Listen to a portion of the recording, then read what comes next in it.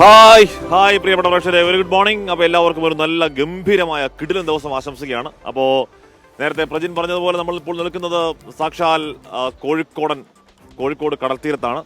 വിശാലമായ കടൽത്തീരം, വിശാലമായ പ്രഭാതം, വളരെ ഭംഗിയുള്ള രസമുള്ള പ്രഭാതം, ഒരുപാട് ആളുകൾ നടക്കാൻ ഇറങ്ങുന്ന കോഴിക്കോട് ബീച്ച്, അങ്ങനെ ഒരുപാട് അവിടെ നമ്മുടെ കോഴിക്കോട് എന്നെഴുതിയിരിക്കുന്ന ബോർഡ്, അങ്ങനെ കോഴിക്കോടുമായി ബന്ധപ്പെട്ട ഒരുപാട് ചരിത്രാനുഭവങ്ങൾ പേരുന്ന നമ്മൾ ഈ ബീച്ചിൽ അങ്ങനെ നിൽക്കുകയാണ്. ഒരുപാട് വാർത്തകൾ വരുന്ന ദിവസമാണ്. അപ്പോൾ വാർത്തകളിലേക്കൊക്കെ നമ്മൾ വിശദമായി എത്തും. നമ്മൾ കോഴിക്കോട് ബീച്ചിൻ്റെ പല ഭാഗങ്ങൾ കൂടി ഫ്രഷ് ഏതെങ്കിലും പ്രേക്ഷകർക്ക് വിചാരിക്കുന്നുണ്ടാവും. എന്നാൽ നമ്മൾ കോഴിക്കോട് ബീച്ചിൻ്റെ ഇനി എക്സ്പ്ലോർ ചെയ്യാത്ത പല മേഖലകളും നമ്മൾ കടന്നു ചെല്ലും. അപ്പോൾ ഇന്ന് ഡിസംബർ 23-ാം തീയതിയാണ്, തിങ്കളാഴ്ചയാണ്, ധനുമാസം 8-ാം തീയതിയാണ്. പ്രിയപ്പെട്ട പ്രേക്ഷകർക്ക് കോഴിക്കോട് ബീച്ചിൽ നിന്നും മോർണിംഗ് ഷോയിലേക്ക് സ്വാഗതം. അപ്പോൾ പ്രിയപ്പെട്ട പ്രേക്ഷകരെ, നമ്മൾ നിൽക്കുന്നത് കോഴിക്കോട് ബീച്ചിലാണ്. കോഴിക്കോട് ബീച്ചിൽ കടല് കണ്ട് ചായ കുടിച്ച് പ്രിയപ്പെട്ട പ്രേക്ഷകരോട് വാർത്ത പറഞ്ഞ് ഈ പ്രഭാതം നമ്മൾ ഗംഭീരമാക്കും. അപ്പോൾ എല്ലാ പ്രിയപ്പെട്ട പ്രേക്ഷകർക്കും ഒരിക്കൽ കൂടി ഒരു നല്ല ദിവസം ആശംസിക്കുകയാണ്. നമ്മൾ ആദ്യം കോഴിക്കോട് തന്നെയാണ്. കോഴിക്കോട് ബേബി മെമ്മോറിയൽ ആശുപത്രിയിൽ ചികിത്സയിലാണ് നമ്മുടെ മലയാളത്തിന്റെ പ്രിയപ്പെട്ട കഥാകാരൻ MT വാസുദേവൻ നായർ. കുറച്ച് പ്രശ്നമാണ് എന്ന് തന്നെ ഡോക്ടർമാർ ഇപ്പോഴും പറയുന്നുണ്ടെങ്കിൽ കൂടിയും ഇന്നലെയും മെനിഞ്ഞാന്നുമൊക്കെയായി നേരിയ രീതിയിൽ മരുന്നുകളോട് പ്രതികരിക്കുന്നു എന്ന MD, ഞാനടക്കമുള്ള MD ആരാധകർക്ക് വലിയ ആശ്വാസം നൽകുന്ന വാർത്ത. പക്ഷേ ആശ്വാസം എന്ന് പറയാൻ കഴിയുമോ എന്നറിയില്ല. ഡോക്ടർമാർ ഇപ്പോഴും അത് ക്രിട്ടിക്കൽ കണ്ടീഷൻ, സീരിയസ് ആണ്, ഗുരുതരാവസ്ഥയിൽ തന്നെയാണ് എന്ന് ഡോക്ടർമാർ ഇപ്പോഴും പറയുന്നുണ്ട്. അപ്പോൾ എന്തായാലും പക്ഷേ അത് മരുന്നുകളോട് പ്രതികരിക്കുന്നു എന്നുള്ളത് ചെറിയ കാര്യമല്ല. ദീപക് തർപ്പണം ചെയ്യുന്നുണ്ട്. D good morning. അപ്പോൾ MD താങ്ക് യു. അപ്പോൾ MT വാസുദേവൻ നായരുടെ ആരോഗ്യാവസ്ഥയെപ്പറ്റി നമ്മളിങ്ങനെ സംസാരിക്കുകയായിരുന്നു. അപ്പോൾ ഇന്ന് ഡോക്ടർമാർ പറയുന്നത് മരുന്നുകളോട് ഇന്നലെയും ഇന്നുമൊക്കെ ചെറുതായി പ്രതികരിക്കുന്നുണ്ട് എന്നാണല്ലേ? കഴിഞ്ഞ ദിവസം നമ്മൾ SK പറഞ്ഞതുപോലെ തന്നെയാണ്. ഇതിൽ MTയുടെ കൂടല്ലൂരാണ് MT ജനിച്ചതെങ്കിലും MTയുടെ തട്ടകം കോഴിക്കോടാണ്. മാതൃഭൂമിയിൽ ജോലി കിട്ടി, അതിനെ തുടർന്നാണ് അദ്ദേഹം കോഴിക്കോട് എത്തിയത്. പിന്നീട് അദ്ദേഹം കോഴിക്കോട് കൊട്ടാരൻ റോഡിൽ വീട് വയ്ക്കുന്നു, കോഴിക്കോടുകാരനായി മാറുകയായിരുന്നു. അതുകൊണ്ട് ഈ കോഴിക്കോടിന് അത്രമേൽ പ്രിയപ്പെട്ടതാണ് MT. അതുകൊണ്ട് തന്നെ മലയാളം മൊത്തത്തിൽ പ്രാർത്ഥിക്കുന്നു, ലോക മലയാളികൾ പ്രാർത്ഥിക്കുന്നു പറയുമ്പോൾ കോഴിക്കോട്ടുകാർക്ക് വികാരപരമാണ് ഈ MT വാസുദേവൻ നായർ എന്ന MT എന്ന രണ്ടക്ഷരം. അതുകൊണ്ട് തന്നെ പ്രാർത്ഥനയോടെ കോഴിക്കോട്ടുകാർ ബേബി മെമ്മോറിയലിലേക്ക് നോക്കുകയാണ്. ബേബി മെമ്മോറിയലിലെ വലിയ തിരക്കായിരുന്നു ആദ്യം, പക്ഷേ ഇപ്പോൾ തിരക്കുകൾ മാറി. അദ്ദേഹം മരുന്നുകളോട് പ്രതികരിച്ചു. ശ്വാസമിടിപ്പുകൾ തുടങ്ങിക്കഴിഞ്ഞു. കൃത്രിമ ശ്വാസമാണെങ്കിലും ആരോഗ്യനിലയിൽ ചെറിയ പുരോഗതി എന്നേ പറയാൻ സാധിക്കുള്ളൂ. പക്ഷേ ഗുരുതരാവസ്ഥയിൽ തന്നെയാണ് തുടരുന്നത്. നമുക്കെല്ലാവർക്കും, നമ്മുടെ പ്രേക്ഷകർക്കുൾപ്പെടെ ഈ ഘട്ടത്തിൽ മലയാളത്തിൻ്റെ ആ മഹാ കഥാകാരന് വേണ്ടി പ്രാർത്ഥിക്കുക എന്നുള്ളത് മാത്രമാണ് ഈ വേളയിൽ കോഴിക്കോട് നിന്ന് നമ്മളൊരു മോർണിംഗ് ഷോ ചെയ്യുമ്പോൾ ചെയ്യാവുന്നത് ഹാഷ്മി. കാരണം അത്രമേൽ ഗുരുതരമാണ് അദ്ദേഹത്തിൻ്റെ അസുഖം. അതുകൊണ്ട് തന്നെ നമുക്ക് പ്രതീക്ഷയും പ്രാർത്ഥനയും മാത്രമാണ് മരുന്നുകൾക്കൊപ്പം. കാരണം എല്ലാ സൗകര്യങ്ങളും സംവിധാനങ്ങളും ഒരുക്കിക്കൊണ്ടുള്ള ചികിത്സ തുടരുന്നുണ്ട് ബേബി മെമ്മോറിയൽ. പക്ഷേ ഡോക്ടേഴ്സ് പറയുന്നത് ശതമാനക്കണക്കുകളിൽ ഒന്നും പറയാൻ പറ്റാത്ത സ്ഥിതിയിലാണ് എന്നൊക്കെയാണ്.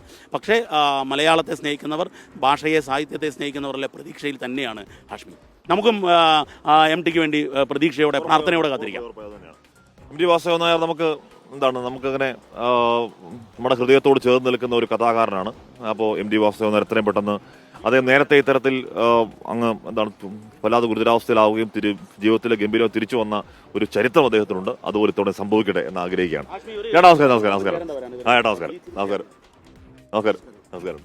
അപ്പോൾ രാവിലെ ബീച്ച് വൃത്തിയൊക്കെ ഇറങ്ങിയ രാവിലെ നമ്മള് എക്സസൈസ് ഒക്കെ കഴിഞ്ഞാൽ മെക്സവൻ അപ്പൊ അതൊക്കെ എങ്ങനെ ചെയ്തു പോകും. എല്ലാ ദിവസവും 5 വർഷത്തിൽ ശരി. 15 കൊല്ലമായിട്ട് ഇവർ ചെയ്യുന്നുണ്ട്. ഇവരെ കൂടെ ഞാൻ സൗദി അറേബ്യയിലാണ്. ഇവിടെ വരുമ്പോൾ ഇവരെ കൂടെ ഉണ്ടാവും. ഇവരെ പ്രൊമോട്ട് ചെയ്യുന്ന ആളെ ഞാനാണ്. വളരെ നല്ല രീതിയിൽ പോകുന്നുണ്ട്. സാറാണ് ഞാൻ പ്രതിനിധി കൂടിയാണ് കമ്മീഷൻ വിഷയത്തിൽ അസീർ റീജൻ കണ്ണമംഗലം. അപ്പോൾ ബീച്ച് വൃത്തിയാക്കുന്ന ഒരു സംഘം യുവാക്കളെ നമ്മൾ കണ്ടതാണ്. അപ്പോൾ അവർ കഴിഞ്ഞ 15 വർഷമായിട്ട് ബീച്ച് വൃത്തിയാക്കണം. അപ്പോൾ നല്ല പ്രവർത്തനങ്ങൾ ചെയ്യുന്ന ഒരുപാട് മനുഷ്യർ എല്ലാ സ്ഥലങ്ങളിലും ഉണ്ട്. അതിൽപ്പെട്ട ഒരാളെ കണ്ടതാണ്. നമ്മൾ അടുത്തൊരു വാർത്തയിലേക്ക് പോകുന്ന പ്രിയപ്പെട്ട പ്രേക്ഷകരെ, കട്ടപ്പനയിലെ നിക്ഷേപകൻ സാബുവിന്റെ ആത്മഹത്യയിൽ പ്രത്യേക അന്വേഷണ സംഘം ഇന്ന് റൂറൽ ഡെവലപ്മെന്റ് കോപ്പറേറ്റീവ് സൊസൈറ്റി ജീവനക്കാരുടെ മൊഴി രേഖപ്പെടുത്തുമെന്നുള്ളതാണ് വാർത്ത. സാബുവിനെ ഭീഷണിപ്പെടുത്തിയ CPM ഇടുക്കി ജില്ലാ കമ്മിറ്റി അംഗം VR സജിയുടെ മൊഴിയും സംഘം ഇന്ന് രേഖപ്പെടുത്തുന്നുണ്ട്. സംഭവത്തിൽ കോൺഗ്രസിന്റെ നേതൃത്വത്തിൽ കട്ടപ്പനയിൽ ഇന്ന് പ്രതിഷേധ സദസ്സാണ്. രാഹുൽ വിജയൻ കട്ടപ്പനയിൽ ഏറ്റവും പുതിയ വിവരങ്ങളും ചേരുന്നു. Rahul, very good morning from Kozhikode beach. എന്താണ് അവിടുത്തെ അതൊരു രാഷ്ട്രീയ വിഷയമായി ഇതിനോടകം പരിണമിച്ചിട്ടുണ്ടോ? അതേത് രീതിയിൽ രാഷ്ട്രീയ പ്രതിഷേധമായി കത്താൻ പോകുന്നു രാഹുൽ? അഷ്മി, എന്തായാലും ഈ പ്രതിഷേധം കോൺഗ്രസ് അങ്ങനെ വിട്ടുകളയാൻ ഉദ്ദേശിച്ചിട്ടില്ല എന്നുള്ളതാണ് മനസ്സിലാക്കാൻ കഴിയുന്നത്. ബിജെപിയും സമാനമായ രീതിയിൽ പ്രതിഷേധവുമായി രംഗത്തുണ്ട്. ഇന്നിപ്പോൾ കോൺഗ്രസിന്റെ ഒരു പ്രതിഷേധ സദസ്സാണ് കട്ടപ്പനയിൽ നടക്കുക എന്നുള്ളതാണ് വ്യക്തമാക്കുകയും ചെയ്തിരിക്കുന്നത്. ഇതിൽ ഏറ്റവും പ്രധാനപ്പെട്ട കാര്യം ഈ ആത്മഹത്യാ കുറിപ്പിൽ പേരുള്ള ബാങ്ക് ജീവനക്കാരായ റെജി എബ്രഹാം, അതുപോലെ തന്നെ റെജിമോൻ, സുജമോൾ എന്നിവരെ ഇന്ന് പ്രത്യേക അന്വേഷണ സംഘം ചോദ്യം ചെയ്യും എന്നുള്ളതാണ് ഏറ്റവും പ്രധാനപ്പെട്ട കാര്യം. ഇവരുടെ മൊഴിയെടുക്കും എന്നുള്ളതാണ് ഏറ്റവും പ്രധാനപ്പെട്ട കാര്യം. മാത്രമല്ല, ആരോപണ വിധേയനായ ഈ സാബുമോനെ ഫോണിൽ വിളിച്ച് ഭീഷണിപ്പെടുത്തിയ സിപിഎമ്മിന്റെ ജില്ലാ കമ്മിറ്റി അംഗം കൂടിയായ VR സജിയെയും മൊഴി എടുക്കാൻ വേണ്ടി വിളിപ്പിക്കും പോലീസ് എന്നുള്ള കാര്യമാണ് ഏറ്റവും പ്രധാനപ്പെട്ട കാര്യം. അതുപോലെ തന്നെ ഈ ബാങ്കിലെ ഉൾപ്പെടെ CCTV ദൃശ്യങ്ങൾ പോലീസ് ശേഖരിച്ചിട്ടുണ്ട്.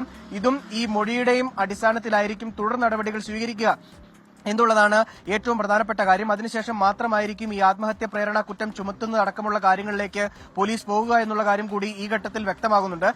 കഴിഞ്ഞ ദിവസം ഇന്നലെയും മിനിങ്ങാന്നുമായി സാബുവിന്റെ ഭാര്യയുടെയും അതുപോലെ തന്നെ ചില സുഹൃത്തുക്കളുടെയും മൊഴിയെടുത്തിരുന്നു. അതിന്റെ അടിസ്ഥാനത്തിലുള്ള നടപടികൾ ഇപ്പോൾ പുരോഗമിച്ചുകൊണ്ടിരിക്കുകയാണ്. ഇതിനിടയിലാണ് ഈ പ്രത്യേക അന്വേഷണ സംഘം ഈ ബാങ്ക് ജീവനക്കാരുടെയും അതുപോലെ തന്നെ VR സജിയുടെയും ഉൾപ്പെടെ മൊഴി കൂടി രേഖപ്പെടുത്താൻ പോകുന്നത് എന്നുള്ളതാണ് ഏറ്റവും പ്രധാനപ്പെട്ട കാര്യം. ഈ ആത്മഹത്യാ പ്രേരണ കുറ്റം ചുമത്തിയില്ലെങ്കിൽ വലിയ തരത്തിലുള്ള പ്രതിഷേധത്തിലേക്ക് പോകുമെന്നും കോൺഗ്രസും അതുപോലെ തന്നെ ബിജെപിയും നേരത്തെ തന്നെ വ്യക്തമാക്കിയിട്ടുള്ളതാണ്. മാത്രമല്ല, ഈ കുടുംബവും അതേ നിലപാടിൽ തന്നെ നിൽക്കുകയാണ്. അടിയന്തരമായി അവർക്കെതിരെ ആത്മഹത്യാ പ്രേരണ കുറ്റം ചുമത്തി തുടർ നടപടി സ്വീകരിക്കണമെന്നുള്ളതാണ് സാബുവിന്റെ ഭാര്യ ഇന്നലെ വ്യക്തമാക്കിയിരിക്കുന്നത്. അല്ലാത്ത പക്ഷം ക്രൈംബ്രാഞ്ചിലേക്കൊണ്ട് ഈ കേസ് അന്വേഷിപ്പിക്കണമെന്നുള്ള ആവശ്യവുമായി ആ കുടുംബം മുന്നോട്ട് വരും എന്നുകൂടി അവർ വ്യക്തമാക്കിയിരുന്നു. എന്തായാലും കട്ടപ്പനയിലെ നിക്ഷേപകന്റെ ആത്മഹത്യ അത് വലിയ ചർച്ചയാവുകയാണ്. വലിയ പ്രതിഷേധങ്ങൾക്ക് കളമൊരുങ്ങുകയാണ്. 27-ാം തീയതി ഡിവൈഎസ്പി ഓഫീസിലേക്ക് ഷാഫി പറമ്പിൽ ഉൾപ്പെടെ പങ്കെടുക്കുന്ന വലിയ തരത്തിലുള്ള ഒരു പ്രതിഷേധ പ്രകടനം യൂത്ത് കോൺഗ്രസിന്റെ ഭാഗത്തു നിന്നുണ്ടാകുന്നു എന്നുള്ള കാര്യം കൂടി അവർ വ്യക്തമാക്കുന്നുണ്ട്. അങ്ങനെ പ്രതിഷേധങ്ങൾ വരും ദിവസങ്ങളിലും സജീവമായിരിക്കും. ഈ വിഷയം അടിയന്തരമായി ഈ ആത്മഹത്യാ പ്രേരണ കുറ്റം ചുമത്തുക എന്നതാണ് ആവശ്യം.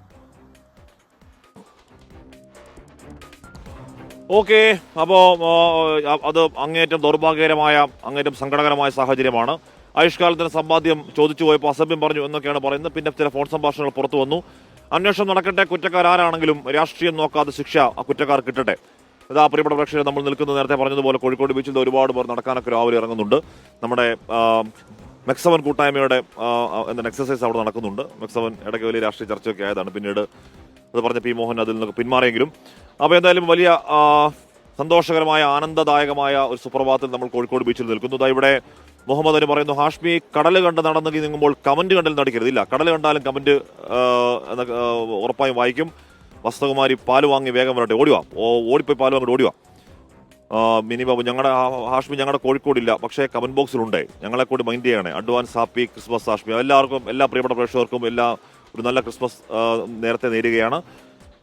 അപ്പോൾ അങ്ങനെ എന്താണ് റീന സതീശൻ, ഹാഷ്മി ഏറ്റവും പ്രധാനപ്പെട്ട കാര്യമെന്ന് രാഹുൽ എത്ര തവണ പറഞ്ഞെന്ന് ഹാഷ്മി എണ്ണിയോ? അത്രയും പ്രധാനപ്പെട്ട കാര്യമുണ്ടോ? അത്രയും നമ്മുടെ കൂടുതൽ പറയുന്നത്. കോഴിക്കോട് ബീച്ച് എങ്ങനെയുണ്ടെന്ന് ഷാജി പൊയ്കയിൽ ചോദിക്കുന്നു. കോഴിക്കോട് ബീച്ച് ഗംഭീരമാണ്. അപ്പോൾ അങ്ങനെ നമ്മുടെ കമന്റ് ബോക്സ് വിട്ടൊരു കളി നമുക്കില്ല. നമ്മൾ കൃത്യമായ കമന്റുകൾ വായിക്കും. പ്രിയപ്പെട്ട പ്രേക്ഷകരെ, നമ്മൾ തേരേരി പോകുന്നത് എങ്ങോട്ടേക്കാണ്? നേരത്തെ ആദ്യം പറഞ്ഞ തലക്കെട്ടിൽ പറഞ്ഞൊരു വാർത്തയാണ്. അതായത് ആണവ നിലയം എന്ന് പറഞ്ഞാൽ ആണവോർജ്ജ നിലയം കേരളത്തിന്റെ എക്കാലത്തെയും വൈദ്യുത സ്വപ്നങ്ങളിൽ ഇങ്ങനെ നിൽക്കുന്നുണ്ട്. നമ്മൾ കേരളത്തിൽ അത് ആലോചിക്കും, വലിയ പ്രതിഷേധങ്ങൾ ഉണ്ടാകും, അത് മുളയിലേ നുള്ളപ്പെടും. ഇതിപ്പോൾ കേരളത്തിന് പുറത്ത് ഒരു നിലയം സ്ഥാപിച്ച് കേരളത്തിനകത്തേക്ക് വൈദ്യുതി എടുക്കാൻ വല്ല വകുപ്പുണ്ടോ എന്ന ആലോചന നടക്കുന്നു എന്നാണ് പറയുന്നത്. അതിന് വിശദാംശങ്ങളുമായി ചേരുന്നു ഉമേഷ് ബാലകൃഷ്ണനാണ്. Umesh, good morning. അപ്പോൾ എന്താണ് ആലോചന? കേരളത്തിന് പുറത്ത് നിലയം സ്ഥാപിക്കുക, അകത്തേക്ക് വൈദ്യുതി എടുക്കുക തുടങ്ങിയ കാര്യങ്ങളൊക്കെ പ്രാക്ടിക്കലാണ് എന്ന ആലോചനയുണ്ടോ? ഇന്നലെ കേന്ദ്ര ഊർജ്ജമന്ത്രി മനോഹർ ലാലുമായി മുഖ്യമന്ത്രിയും കേരളത്തിൽ നിന്നുള്ള വൈദ്യുതി മന്ത്രി കെ കൃഷ്ണൻകുട്ടിയും കൂടിക്കാഴ്ച നടത്തിയിരുന്നു. ഈ കൂടിക്കാഴ്ചയിൽ കേരളത്തിൻ്റെ അമിതമായി ആവശ്യമുള്ള വൈദ്യുതിയുടെ ആവശ്യകത, ഒപ്പം ഭാവിയിൽ ഉണ്ടായേക്കാവുന്ന അമിത ക്ഷാമം എന്നിവ സംബന്ധിച്ചുള്ള ചർച്ചകളാണ് പ്രധാനമായി നടന്നത്. ഇതിൽ തന്നെ കേരളത്തിന് അധികമായി സഹായമടക്കം നൽകണമെന്നുള്ള ആവശ്യവും കേരളം മുന്നോട്ട് വെച്ചു. ഇതിനിടെയാണ് കേന്ദ്രമന്ത്രി ഇത്തരത്തിൽ കേരളത്തിന് ഒരു ആണവ നിലയം സ്ഥാപിച്ചുകൂടെ എന്നുള്ള ഒരു സന്ദേശം മുന്നോട്ട് വയ്ക്കുന്നത്. കേരളത്തിൽ തീരപ്രദേശത്ത് ധാതു നിക്ഷേപമുണ്ട്. ഈ ധാതു നിക്ഷേപം കൃത്യമായി ഉപയോഗിച്ച് കഴിഞ്ഞാൽ കേരളത്തിന് ആണവ നിലയം സ്ഥാപിക്കാനാവും, ആണവ നിലയത്തിൽ നിന്ന് വൈദ്യുതി ഉൽപ്പാദിപ്പിക്കാനാകും. അതെന്തുകൊണ്ട് ആലോചിച്ചുകൂടാ എന്നുള്ള ചോദ്യമാണ് കേന്ദ്രമന്ത്രി മുന്നോട്ട് വെച്ചത്.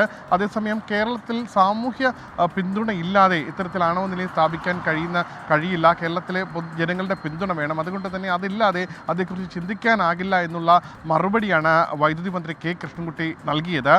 കേരളത്തിന് പുറത്ത് അപ്പോഴാണ് മറ്റൊരു ആശയം വന്നത്. കേരളം ധാതു നൽകുന്നു, കേരളത്തിന് പുറത്ത് ഏതെങ്കിലും ഒരു ഭാഗത്ത് സ്ഥലം കണ്ടെത്തുകയും അവിടെ ആണവ നിലയം സ്ഥാപിക്കുകയും അവിടെ നിന്ന് വൈദ്യുതി ഉൽപ്പാദിപ്പിക്കുന്ന വൈദ്യുതി കേരളത്തിലേക്ക് ലഭ്യമാകുന്ന രീതിയിലേക്ക് സാഹചര്യങ്ങൾ എത്തിക്കാനാകുമോ എന്നുള്ള ഒരു ആലോചന മുന്നോട്ട് വയ്ക്കുകയും ചെയ്തു. എന്തായാലും അതിലാണ് ഇനി പ്രതീക്ഷയുള്ളത്. കാരണം കേരളത്തിൽ എന്തായാലും വലിയ ജനസാന്ദ്രതയുള്ള സംസ്ഥാനമാണ്. കേരളത്തിൽ ഇത്തരത്തിൽ പദ്ധതി വന്നു കഴിഞ്ഞാൽ സ്വാഭാവികമായി എതിർക്കപ്പെടുകയും ചെയ്യും. ഒപ്പം CPM നിലപാട് ആണവ നിലയങ്ങൾക്ക് അനുകൂലമായ നിലപാടല്ല ഇതുവരെ സ്വീകരിച്ചു പോന്നിരുന്നതും. ആ സാഹചര്യത്തിൽ കേരളത്തിൽ ഒരു സ്ഥലം കണ്ടെത്തി ഈ പ്രാദേശിക എതിർപ്പെല്ലാം മറികടന്ന് ഒരു ആണവ നിലയം സ്ഥാപിക്കുക, അതിൽ നിന്ന് വൈദ്യുതി ഉൽപ്പാദിപ്പിക്കുക എന്നുള്ളത് എല്ലാം വിദൂര സ്വപ്നമാണ്. എന്തായാലും കേരളത്തിന് പുറത്ത് ഒരു സ്ഥലം കണ്ടെത്തി നൽകിയാൽ, അല്ലെങ്കിൽ സ്ഥലം കണ്ടെത്തി അവിടെ ആണവ നിലയം സ്ഥാപിച്ചു കഴിഞ്ഞാൽ തോറിയം അവിടേക്ക് നൽകുന്നു, അവിടെ നിന്ന് വൈദ്യുതി കേരളത്തിലേക്ക് ലഭിക്കുന്ന രീതിയിൽ ഒരു പദ്ധതി ആവിഷ്കരിച്ചാൽ അത് നടപ്പാക്കാൻ കഴിയുന്ന സാഹചര്യമാണ് ഉള്ളത്. പക്ഷേ പ്രാഥമിക ചർച്ചകളും പ്രാഥമിക ആശയവിനിമയങ്ങൾ മാത്രമാണ് നടന്നിട്ടുള്ളത്. ഇനി കൂടുതൽ ചർച്ചകൾ നടക്കേണ്ടതുണ്ട്. ഇത്തരത്തിൽ മറ്റേതെങ്കിലും സംസ്ഥാനത്ത് സ്ഥാപിച്ചാൽ ആ സംസ്ഥാനത്തിൻ്റെ എതിർപ്പെല്ലാം മറികടന്ന് സ്ഥാപിച്ചാൽ ഇതെങ്ങനെ കൃത്യമായി നടപ്പാക്കാനാകും തുടങ്ങി വിവിധ ഘട്ട ചർച്ചകൾ നടക്കേണ്ടതുണ്ട്. എന്തായാലും പ്രാഥമികമായ ഈ ആലോചന ഒരു പ്രതീക്ഷ നൽകുന്നതാണ്. ഹഷ്മി. ഓക്കെ, അപ്പോൾ കേരളത്തിൻ്റെ വൈദ്യുതി ആവശ്യങ്ങൾ ചെറുതല്ല. നമുക്കറിയാം, അത് വൈദ്യുതി നിരക്ക് വർധന രൂപത്തിലുള്ള ഇടയ്ക്കിടയ്ക്ക് ജനങ്ങൾക്ക് മേൽ ഇടുത്തി പോലെ വീഴുന്നൊക്കെ നമുക്ക് ഈ അടുത്ത കാലത്തും അനുഭവമുണ്ട്. അപ്പോൾ പുതിയ നവീനമായ ആശയങ്ങൾ തേടുകയാണ്. എത്രത്തോളം പ്രാക്ടിക്കലാകുമെന്നൊക്കെ കാര്യം വരും ആഴ്ചകളിലോ വരും മാസങ്ങളിലോ വരും വർഷങ്ങളിലോ ഒക്കെ തെളിയേണ്ടതാണ്. പക്ഷേ നമ്മൾ വൈദ്യുതിയുടെ പുതിയ ഉറവിടങ്ങൾ തേടി പുതിയ വഴികൾ തേടുന്ന ആദ്യമായിട്ടല്ല. അതുപോലെ ഒരു ആലോചന എന്ന് വേണം അതിനെ കാണാൻ. സീന മുഹമ്മദ് പറയുന്നു, കോഴിക്കോട് ബീച്ച് കാണുമ്പോൾ എൻ്റെ ചെറുപ്പത്തിൽ കൂട്ടുകാരൊത്ത് പെരുന്നാളിന് അവിടെ പോകുന്ന ഓർമ്മ വരും. ഇപ്പോൾ കോഴിക്കോട് വിട്ടു എറണാകുളമാണ് എന്ന് പറയുന്നുണ്ട്. അപ്പോൾ കോഴിക്കോടുമായി ബന്ധപ്പെട്ട അസ്മ ബി ഹാഷ്മി, നല്ല മഞ്ഞല്ലേ കോഴിക്കോട് ബീച്ചിൽ? അത്ര വലിയ മഞ്ഞൊന്നുമില്ല, നല്ല വെയിലുണ്ട് അത്യാവശ്യം. അത് പറഞ്ഞോളൂ, തൊണ്ടടച്ചു. അപ്പോൾ പ്രിയപ്പെട്ട പ്രേക്ഷകരെ, അപ്പോൾ അങ്ങനെ നമ്മൾ വാർത്തകളും വിശേഷങ്ങളുമായി കോഴിക്കോട് ബീച്ചിൽ നിൽക്കുകയാണ്. ഹായ്. അപ്പോൾ നമ്മൾ അടുത്തൊരു വാർത്തയിലേക്ക് പോകുന്നത് എന്താണ്? പ്രധാനമന്ത്രി നരേന്ദ്രമോദി ക്രിസ്മസിനോടനുബന്ധിച്ച് ഇന്ന് ഡൽഹി ഗോൾഡാക്കാന എന്ന് പറയുന്ന അവിടുത്തെ ഏറ്റവും പ്രധാനപ്പെട്ട ദേവാലയമാണ് സെക്രഡ് ഹാർട്ട് ദേവാലയം സന്ദർശിക്കുന്നു. CBSEയുടെ ക്ഷണം സ്വീകരിച്ചാണ് സന്ദർശനം. മതനേതാക്കളുമായി പ്രധാനമന്ത്രി കൂടിക്കാഴ്ച നടത്തും. ബൽറാം നെടുങ്കടിയാണ് വാർത്തയുടെ വിവരങ്ങൾ വച്ചിരുന്നത്. Balram, good morning from Kozhikode. എപ്പോഴാണ് പ്രധാനമന്ത്രിയുടെ സന്ദർശനം? എങ്ങനെയാണ് ക്രമീകരണം?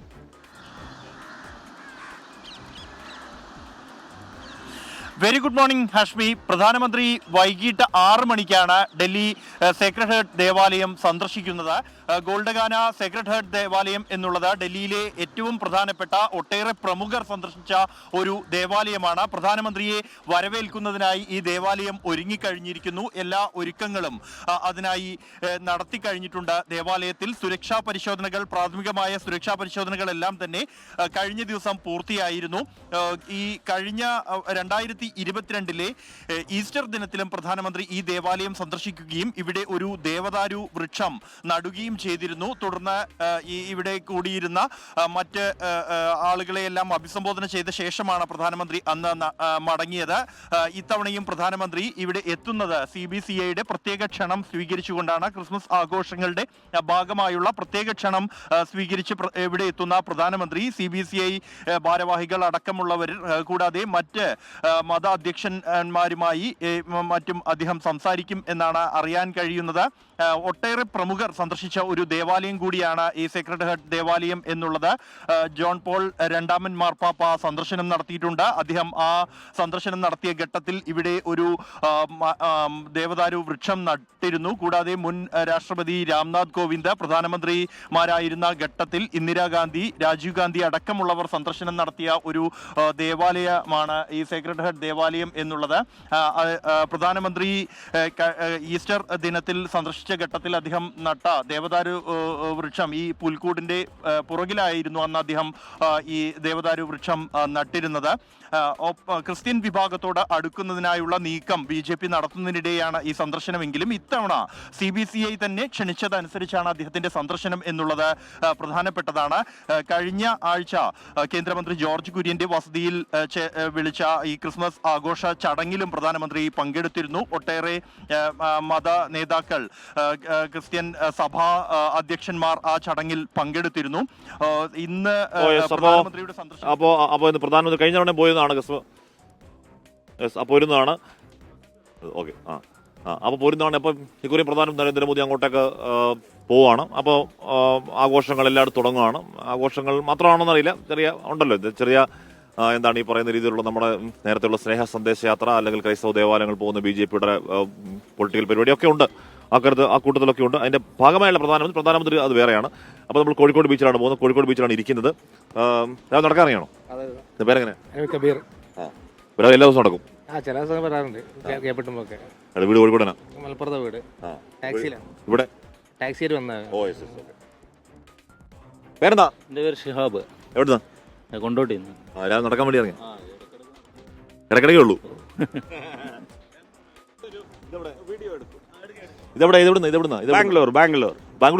ബാംഗ്ലൂർ വീട്. ജനിച്ച് വളർന്നത് തിരുവനന്തപുരം. ബാംഗ്ലൂർ പോയി ഒരു 40 years ആയി.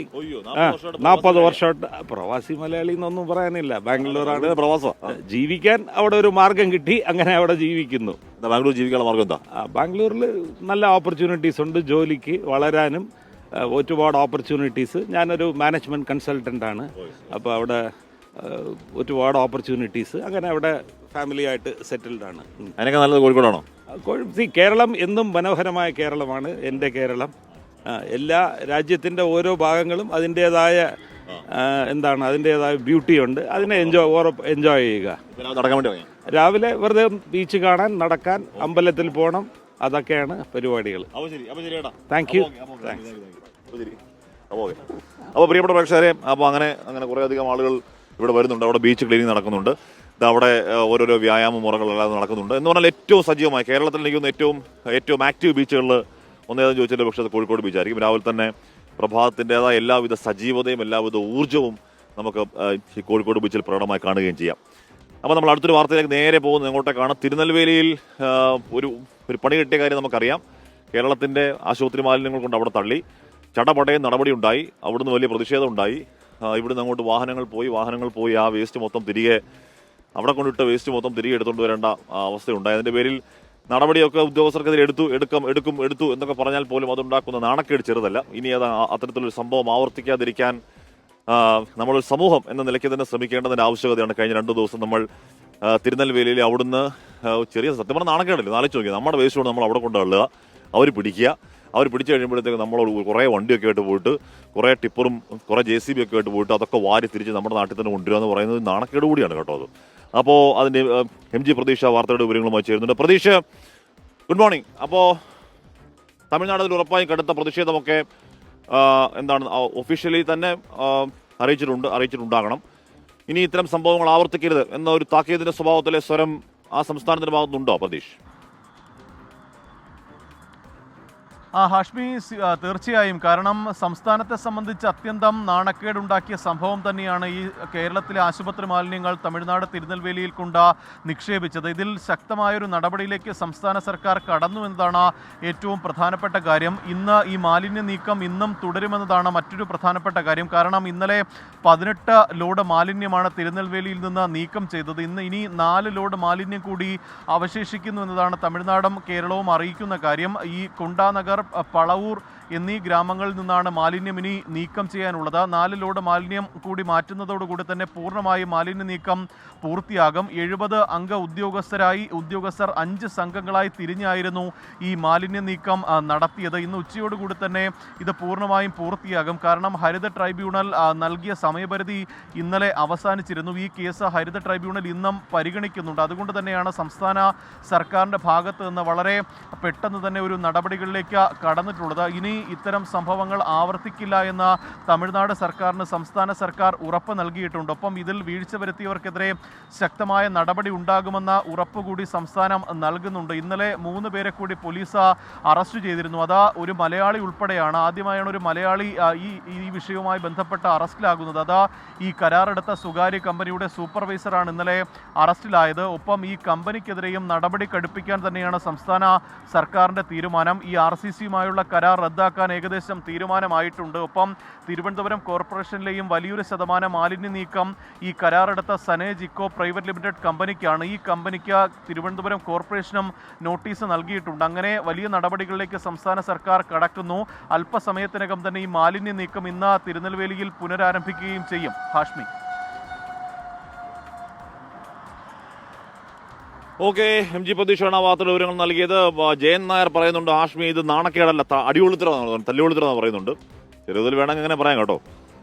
മാലിന്യമുക്ത കേരളം എന്ന് വിഭാവനം ചെയ്യുന്ന ഇതൊന്നും അല്ല എന്നൊരു അമ്പിളി തോമസിന്റെ പ്രതികരണമുണ്ട്. അപ്പോൾ അങ്ങനെ ആ വിഷയത്തോട് സ്വാഭാവികമായും വലിയ രീതിയിലുള്ള പ്രതികരണം ഉണ്ടാകുന്നുണ്ട്. കാര്യം അത് ആദ്യമായിട്ടാണ്. ഇത് മാത്രമല്ല ഇത് കുറേ നാളായി തുടരുന്ന സംഗതിയാണ് എന്ന് പറയുന്നുണ്ട്. അപ്പോൾ അത് ആദ്യമായിട്ടല്ല എന്ന് പറയുന്നുണ്ട്. അപ്പോൾ ഇനിയെങ്കിലും അത് കയ്യോടെ പിടിക്കപ്പെട്ട സാഹചര്യത്തിൽ ഇനിയെങ്കിലും അത്തരത്തിലുള്ള കുൽസിത പ്രവർത്തനങ്ങൾ നടത്താണ്ടിരിക്കട്ടെ എന്ന് നമുക്ക് ആഗ്രഹിക്കാനുള്ളൂ. അപ്പോൾ കൃത്യമായൊരു മോണിറ്ററിംഗ് ഉണ്ടാവട്ടെ. നമ്മൾ എടുത്തുകൊണ്ട് പോകുന്ന വേസ്റ്റുകൾ എങ്ങോട്ടേക്കാണ് പോകുന്നത്, മറ്റ് സംസ്ഥാനങ്ങളിലേക്ക് വല്ലതും പോകുന്നുണ്ടോ, സംസ്ഥാനത്തിന് നാണക്കേട് മാത്രമല്ല ഇരട്ടി ചെലവുണ്ടാക്കി എന്നുള്ളതാണ്. അപ്പോൾ പ്രിയപ്പെട്ട പ്രേക്ഷകരെ, സമയം 7 മണി കഴിഞ്ഞ് സമയം പറയാൻ മറന്നുപോയി. 7 മണി കഴിഞ്ഞ് 24 മിനിറ്റാണ് സമയം. നമ്മൾ നേരെ മറ്റൊരു വാർത്തയിലേക്ക് പോകുന്നു. മന്ത്രിസ്ഥാനം ആവശ്യപ്പെട്ട് NCP MLA Thomas K Thomas ഇന്ന് മുഖ്യമന്ത്രിയെ കണ്ടേക്കും എന്നാണ് അറിയാൻ കഴിയുന്നത്. ഏറ്റവും ഒടുവിൽ കഴിഞ്ഞ ദിവസം തോമസ് കെ തോമസ് സംസാരിക്കുമ്പോൾ പറഞ്ഞത് സമയം ശരിയല്ല എന്നുള്ളതാണ്. സമയം ശരിയാകുമ്പോഴേക്കും ഈ സംഭവങ്ങളൊക്കെ കൃത്യമായി നമ്മുടെ കയ്യിൽ വരും എന്നുള്ളതാണ് തോമസ് കെ തോമസിന്റെ പ്രതീക്ഷ. അപ്പോൾ അന്ന് മുഖ്യമന്ത്രി കാണുമെന്ന് ചോദിച്ചപ്പോഴത്തേക്ക് മുഖ്യമന്ത്രി കാണും എന്ന് തന്നെയാണ് തോമസ് കെ തോമസ് പറഞ്ഞത്. ശ്രീത് വിവരങ്ങളും വെച്ചു. Shreeth, good morning. തോമസ് കെ തോമസിന്റെ സമയം മുഖ്യമന്ത്രിയെ കാണുന്നതോടുകൂടി ശരിയാകും എന്ന പ്രതീക്ഷ തോമസ് കെ തോമസിനുണ്ടോ? ശ്രീത്. Hashmi, good morning. തോമസ് കെ തോമസിൻ്റെ സമയം ശരിയാക്കാൻ വേണ്ടിയാണ് അദ്ദേഹം ഇന്ന് മുഖ്യമന്ത്രി പിണറായി വിജയനെ കാണാൻ ശ്രമിക്കുന്നത്. ഞായറാഴ്ചയോ തിങ്കളാഴ്ചയോ തോമസ് കെ തോമസിന് അപ്പോയിൻമെൻറ്റ് നൽകാമെന്നായിരുന്നു മുഖ്യമന്ത്രിയുടെ ഓഫീസ് അറിയിച്ചിരുന്നത്. മുഖ്യമന്ത്രി ഇവിടെ CPM ജില്ലാ സമ്മേളനം അടക്കമുള്ള തിരക്കുകളിലായിരുന്നു. അതുകൊണ്ട് തന്നെ സന്ദർശകരെ നേരത്തെ അനുവദിക്കുന്നില്ലായിരുന്നു എന്നാണ് തോമസ് കെ തോമസിനെ അറിയിച്ചത്. ഞായറാഴ്ചയോ തിങ്കളാഴ്ചയോ കാണാമെന്ന് പറഞ്ഞതനുസരിച്ച് ഇന്ന് തോമസ് കെ തോമസ് തിരുവനന്തപുരത്ത് എത്തി മുഖ്യമന്ത്രിയെ കാണാൻ ശ്രമിക്കുമെന്നാണ് നമുക്ക് അറിയാൻ കഴിയുന്നത്. എന്നാൽ ഇതുമായി ബന്ധപ്പെട്ട നീക്കങ്ങൾ തോമസ് കെ തോമസ് വളരെ രഹസ്യമായിട്ടാണ് വെച്ചിരിക്കുന്നത്. ഇന്ന് രാവിലെയോടുകൂടി തോമസ് കെ തോമസ് തിരുവനന്തപുരത്ത് എത്തുമെന്നും വൈകുന്നതിനകം മുഖ്യമന്ത്രിയെ കാണുമെന്നുമാണ് പറയുന്നത്. മുഖ്യമന്ത്രിക്ക് രാവിലെ ഇവിടെ ഔദ്യോഗികമായ ചില പരിപാടികളും തിരക്കുകളുമൊക്കെ ഉണ്ട്. കൊല്ലത്തും അദ്ദേഹത്തിന് പരിപാടികളുണ്ട്. അതുകൊണ്ട് കൂടിക്കാഴ്ച നടക്കുമോ എന്ന കാര്യം വ്യക്തമല്ല. എന്തായാലും അല്പസമയത്തിനകം വിവരങ്ങൾ അറിയാൻ കഴിയുമെന്ന പ്രതീക്ഷയാണുള്ളത്.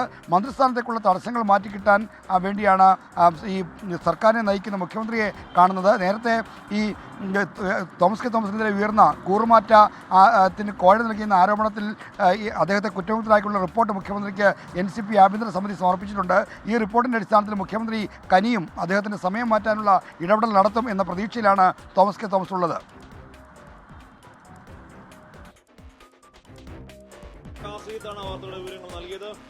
അപ്പോൾ തോമസ് കെ തോമസിന് ഇപ്പോഴും മന്ത്രിസ്ഥാനം കിട്ടുമെന്ന് അതിയായ പ്രതീക്ഷയുണ്ട്.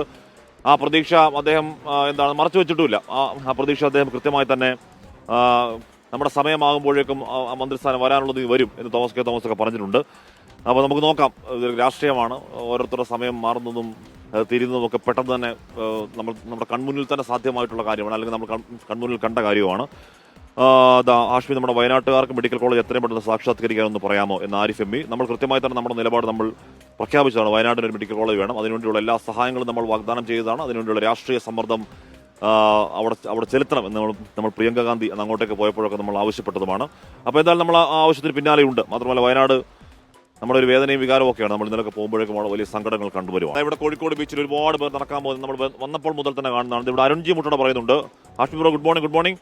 അല്ലെങ്കിലും സ്വന്തം വീട്ടിലെ മാലിന്യം അയൽപ്പക്കക്കാരന്റെ വീട്ടിലേക്ക് വലിച്ചെറിയുന്നവനാണ് മലയാളി. അതുകൊണ്ട് ഇവിടുത്തെ മാലിന്യം തമിഴ്നാട്ടിൽ കൊണ്ടുപോയി തട്ടിയതിൽ അത്ഭുതമില്ല എന്ന് പറയുന്നുണ്ട്. അപ്പോൾ അതിൽ ആത്മവിമർശനത്തിനുള്ള ഘടകങ്ങളുണ്ടോ കാര്യങ്ങളുണ്ടോ എന്ന് നമ്മളെ കേൾക്കുന്നവർ ഓരോരുത്തരും ആലോചിക്കട്ടെ. പക്ഷെ എന്തായാലും അത് വലിയ നാണക്കേടും വലിയ ചെലവുണ്ടാക്കിയ സംഗതിയാണ്. അപ്പോൾ ഇനി അത്തരമൊന്നും ഉണ്ടാവാതിരിക്കാൻ നമ്മുടെ സംസ്ഥാനം എന്നുള്ള നിലയ്ക്ക് നമ്മൾ ശ്രമിക്കും. നമ്മൾ ഇവിടെ വന്നപ്പോൾ മുതൽ ഇവിടെ ഒരു കുടുംബം യൂട്യൂബിൽ നമ്മളെ കണ്ടുകൊണ്ടിരിക്കുകയാണ്. പേരെന്താ? റാഷിദ്. രാവിലെ വന്നിട്ട് യൂട്യൂബ് വാർത്താണ് കണ്ടപ്പോ അങ്ങനെ നോക്കിയായിരുന്നു, ലൈവ് കണ്ടപ്പോ അങ്ങനെ നോക്കിയായിരുന്നു. നടക്കാറിങ്ങ. അതെ പിള്ളേര്. പേരെന്താ? ആതിഫ എത്രയാണ് പഠിക്കുന്നത്? 5ല്. നടക്കാറിയാണോ? റുവ റുവ റൂവയുടെ അർത്ഥം എന്തോ? ഡ്രീം. എത്രയാണ് പഠിക്കുന്നത്? 7th. ഏത് സ്കൂളാ? കാലിക്കറ്റ് ഗേൾസ്. മോടെ പേരെന്താ? അസ്വ. എത്രാം ക്ലാസ്സിലാണ് പഠിക്കുന്നത്? 3rd. ഏത് സ്കൂളിലാണ് പഠിക്കുന്നത്? ബട്ടർഫ്ലൈസ്. സഹോദരിമാരാ? അല്ല ഇതെന്റെ മക്കള്, അതെന്റെ സാധാരണ ഒരാൾ നടക്കാൻ വേണ്ടി ഇറങ്ങിയാണോ ചുമ്മാ ഒന്ന് കാണാൻ വേണ്ടി ഇറങ്ങിയാണോ? നടക്കാനാണ്. ക്ലാസ് ആണോ? ആ. നല്ല പവറുണ്ടോ? നല്ല പവറുണ്ടോ? അത്രയൊന്നും ചെറുത്. ഉണ്ട്. അപ്പോൾ ഓക്കെ. അപ്പോൾ അവർ നമ്മൾ വന്നപ്പോൾ മുതൽ നമ്മളെ നോക്കുന്നുണ്ട്. അവർ യൂട്യൂബിൽ നോക്കി വാർത്ത കണ്ടുകൊണ്ടിരിക്കുകയായിരുന്നു. അപ്പോൾ ഒന്ന് പോയി എന്താണ് വിശേഷങ്ങൾ എന്ന് അന്വേഷിക്കാൻ തീരുമാനിച്ചാണ്. അപ്പോൾ ഒരുപാട് പേർ വരുന്നുണ്ട്. രാവിലെ എല്ലാവരും നടക്കാൻ വേണ്ടി മാത്രം വരുന്നവരൊന്നുമല്ല. രാവിലെ ഈ പ്രഭാതം ആസ്വദിക്കാൻ വരുന്ന കുറേയധികം ആളുകളും ഇവിടെയുണ്ട്. പ്രിയപ്പെട്ട പ്രേക്ഷകർ, സമയം 7 മണി കഴിഞ്ഞ് 33 മിനിറ്റാണ്. നമ്മൾ അടുത്തൊരു വാർത്തയിലേക്ക് പോയാൽ, മുണ്ടക്കൈ ചൂരൽമല ഉരുൾപൊട്ടൽ ദുരന്തബാധിതരുടെ പുനരധിവാസവുമായി ബന്ധപ്പെട്ട് മുഖ്യമന്ത്രി ചർച്ചയ്ക്ക് വിളിച്ചാൽ പങ്കെടുക്കും എന്ന് പറയുകയാണ് മുസ്ലിം ലീഗ്. സർക്കാർ പദ്ധതികൾ എവിടെയും എത്താത്തതുകൊണ്ടാണ് അത്തരത്തിൽ സ്വന്തം നിലയ്ക്ക് പദ്ധതി ആലോചിച്ചത് എന്ന് പറയുകയാണ് PMA സലാം 24-നോട്.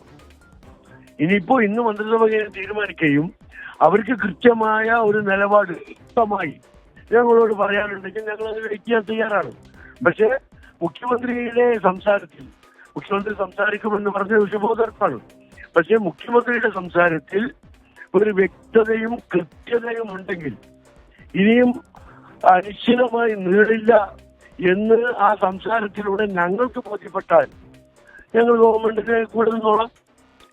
മുഖ്യമന്ത്രി സംസാരിക്കാന്ന് പറഞ്ഞാൽ നല്ലതാണ്. ഞങ്ങൾ അതിന് കാത്തിരിക്കുക. വിളിക്കട്ടെ. വിളിച്ച് സംസാരിക്കുമ്പോ അതിൽ നിന്ന് ഞങ്ങൾക്ക് ഒരു ബോധ്യം ഉണ്ടാകണം. ഇത് നടക്കും, ഇവർ മുന്നോട്ട് പോയിട്ടുണ്ട്, പറയുന്നത് ശരിയാണ് എന്നുള്ളത് തോന്നിക്കഴിഞ്ഞാൽ ഞങ്ങൾ അതിനു വേണ്ടി അതിന്റെ കൂടെ നിൽക്കും. വിപിൻ സി വിജയനാണ് ആ വാർത്തയുടെ ഒരുങ്ങുമ്പോൾ ചേരുന്നത്. Vipin, good morning. നമ്മൾ വയനാട് ഇന്നലെ പോയതാണ്. ഇന്നലെ പോയി അവിടെ നമ്മൾ വളരെ വിശദമായി തന്നെ എല്ലാ സ്ഥലങ്ങളും പോയി കണ്ടതാണ്. വയനാട്ടുകാർക്ക് അത്ര ഗുഡ് മോർണിംഗ് അല്ല. കഴിഞ്ഞ ജൂലൈ 30 ഇങ്ങോട്ട് പിന്നെ അവർക്ക് അവരുടെ പ്രഭാതങ്ങൾ ശുഭപ്രഭാതങ്ങളായിട്ടില്ല. അതിന് കാരണം വലിയ പ്രതീക്ഷയുടെ അവിടെ നോക്കിയിരുന്നു, ഒന്നും നടക്കുന്നില്ല. ഏറ്റവും കൂടുതൽ ഒരു കരട് പട്ടിക വന്നു. ആ കരട് പട്ടിക എന്ന് പറഞ്ഞാൽ ഒരു അബദ്ധ പഞ്ചാംഗം എന്ന് പറഞ്ഞാൽ നമുക്ക് ഭയങ്കര സങ്കടവും ഭയങ്കര ദേഷ്യവും ധാർമ്മിക രോഷവും ഒക്കെ തോന്നുന്ന വാക്കുകൾ നമ്മൾ ഒരുപാട് കേട്ടു. ഒന്നല്ല, കുറേ അധികം പേരുടെ കണ്ണീരും വേദനയൊക്കെ നമ്മൾ ഇന്നലെ കേട്ടതാണ്. വിപിൻ, എന്താണ് ഇപ്പോൾ PMA സലാം പറയുന്നത്?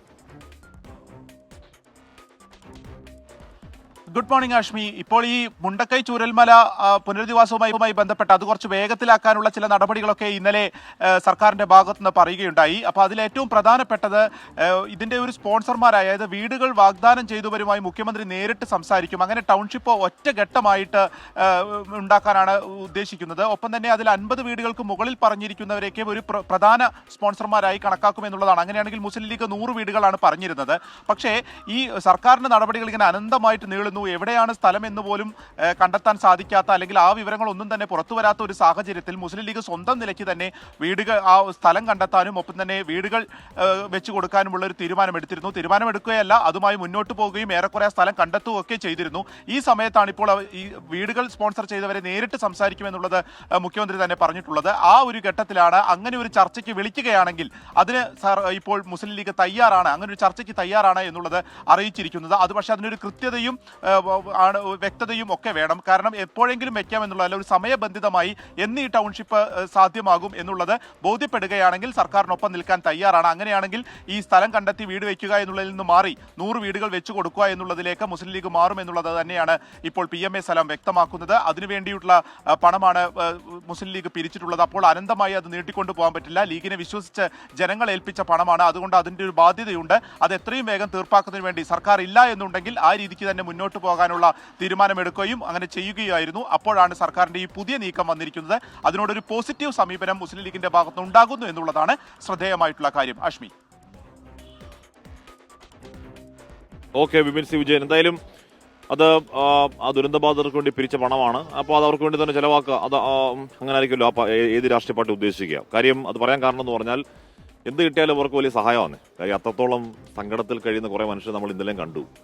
എന്ന് പറഞ്ഞാൽ നമ്മൾ ഈ പറയുന്ന 5 മാസമാവുന്നു. 5 മാസങ്ങൾക്ക് മുമ്പ് നമ്മൾ അവിടെ പോയി കണ്ടതാണ്. ഒരു പ്രകൃതി ഒന്നാകെ ഇല്ലാതായി പോകുന്നതിൻ്റെ സങ്കട ദൃശ്യങ്ങൾ നമ്മൾ കണ്ടതാണ്. അതിനുശേഷം നമ്മൾ അന്നൊക്കെ ഈ വേദനാകാലം കഴിയുമ്പോൾ എല്ലാവരും ചേർത്ത് പിടിക്കും എന്നൊക്കെ നമ്മൾ വെറുതെ വിചാരിച്ചതാണ്. അങ്ങനെയൊന്നും ഉണ്ടായിട്ടില്ല എന്നുള്ളതാണ് നമ്മൾ അവിടെ പോയി കാണുന്ന നേർക്കുനേർ കാണുന്ന സാക്ഷ്യം. അപ്പോൾ അതിലേറ്റവും ഒടുവിൽ അവർക്ക് വേദനയാവുന്നത് പുറത്തു വന്ന ഈ കരട് പട്ടികയാണ്. കരട് പട്ടികയിൽ ഒരു 11ാം വാർഡിലെ 190 പേരുടെ ലിസ്റ്റ് ഇടുമ്പോൾ തന്നെ 70-ലധികം ഇരട്ടിപ്പ് ഉണ്ടാകുമ്പോൾ തന്നെ മനസ്സിലാക്കണം എത്രത്തോളം ജാഗ്രതയില്ലാതെ തയ്യാറാക്കിയ റിപ്പോർട്ടാണെന്നുള്ള കാര്യം. ഇനി അങ്ങനെ ഉണ്ടാവാതിരിക്കട്ടെ. നമ്മൾ അങ്ങോട്ടേക്ക് പോകുന്ന പുനരധിവാസത്തിൽ നമ്മൾ ആ കരട് പട്ടികയിൽ കണ്ട കൊടിയ അനാസ്ഥ ഉണ്ടാവാതിരിക്കട്ടെ എന്ന് ആഗ്രഹിക്കാനും പ്രാർത്ഥിക്കാനും മാത്രമേ കഴിയുകയുള്ളൂ.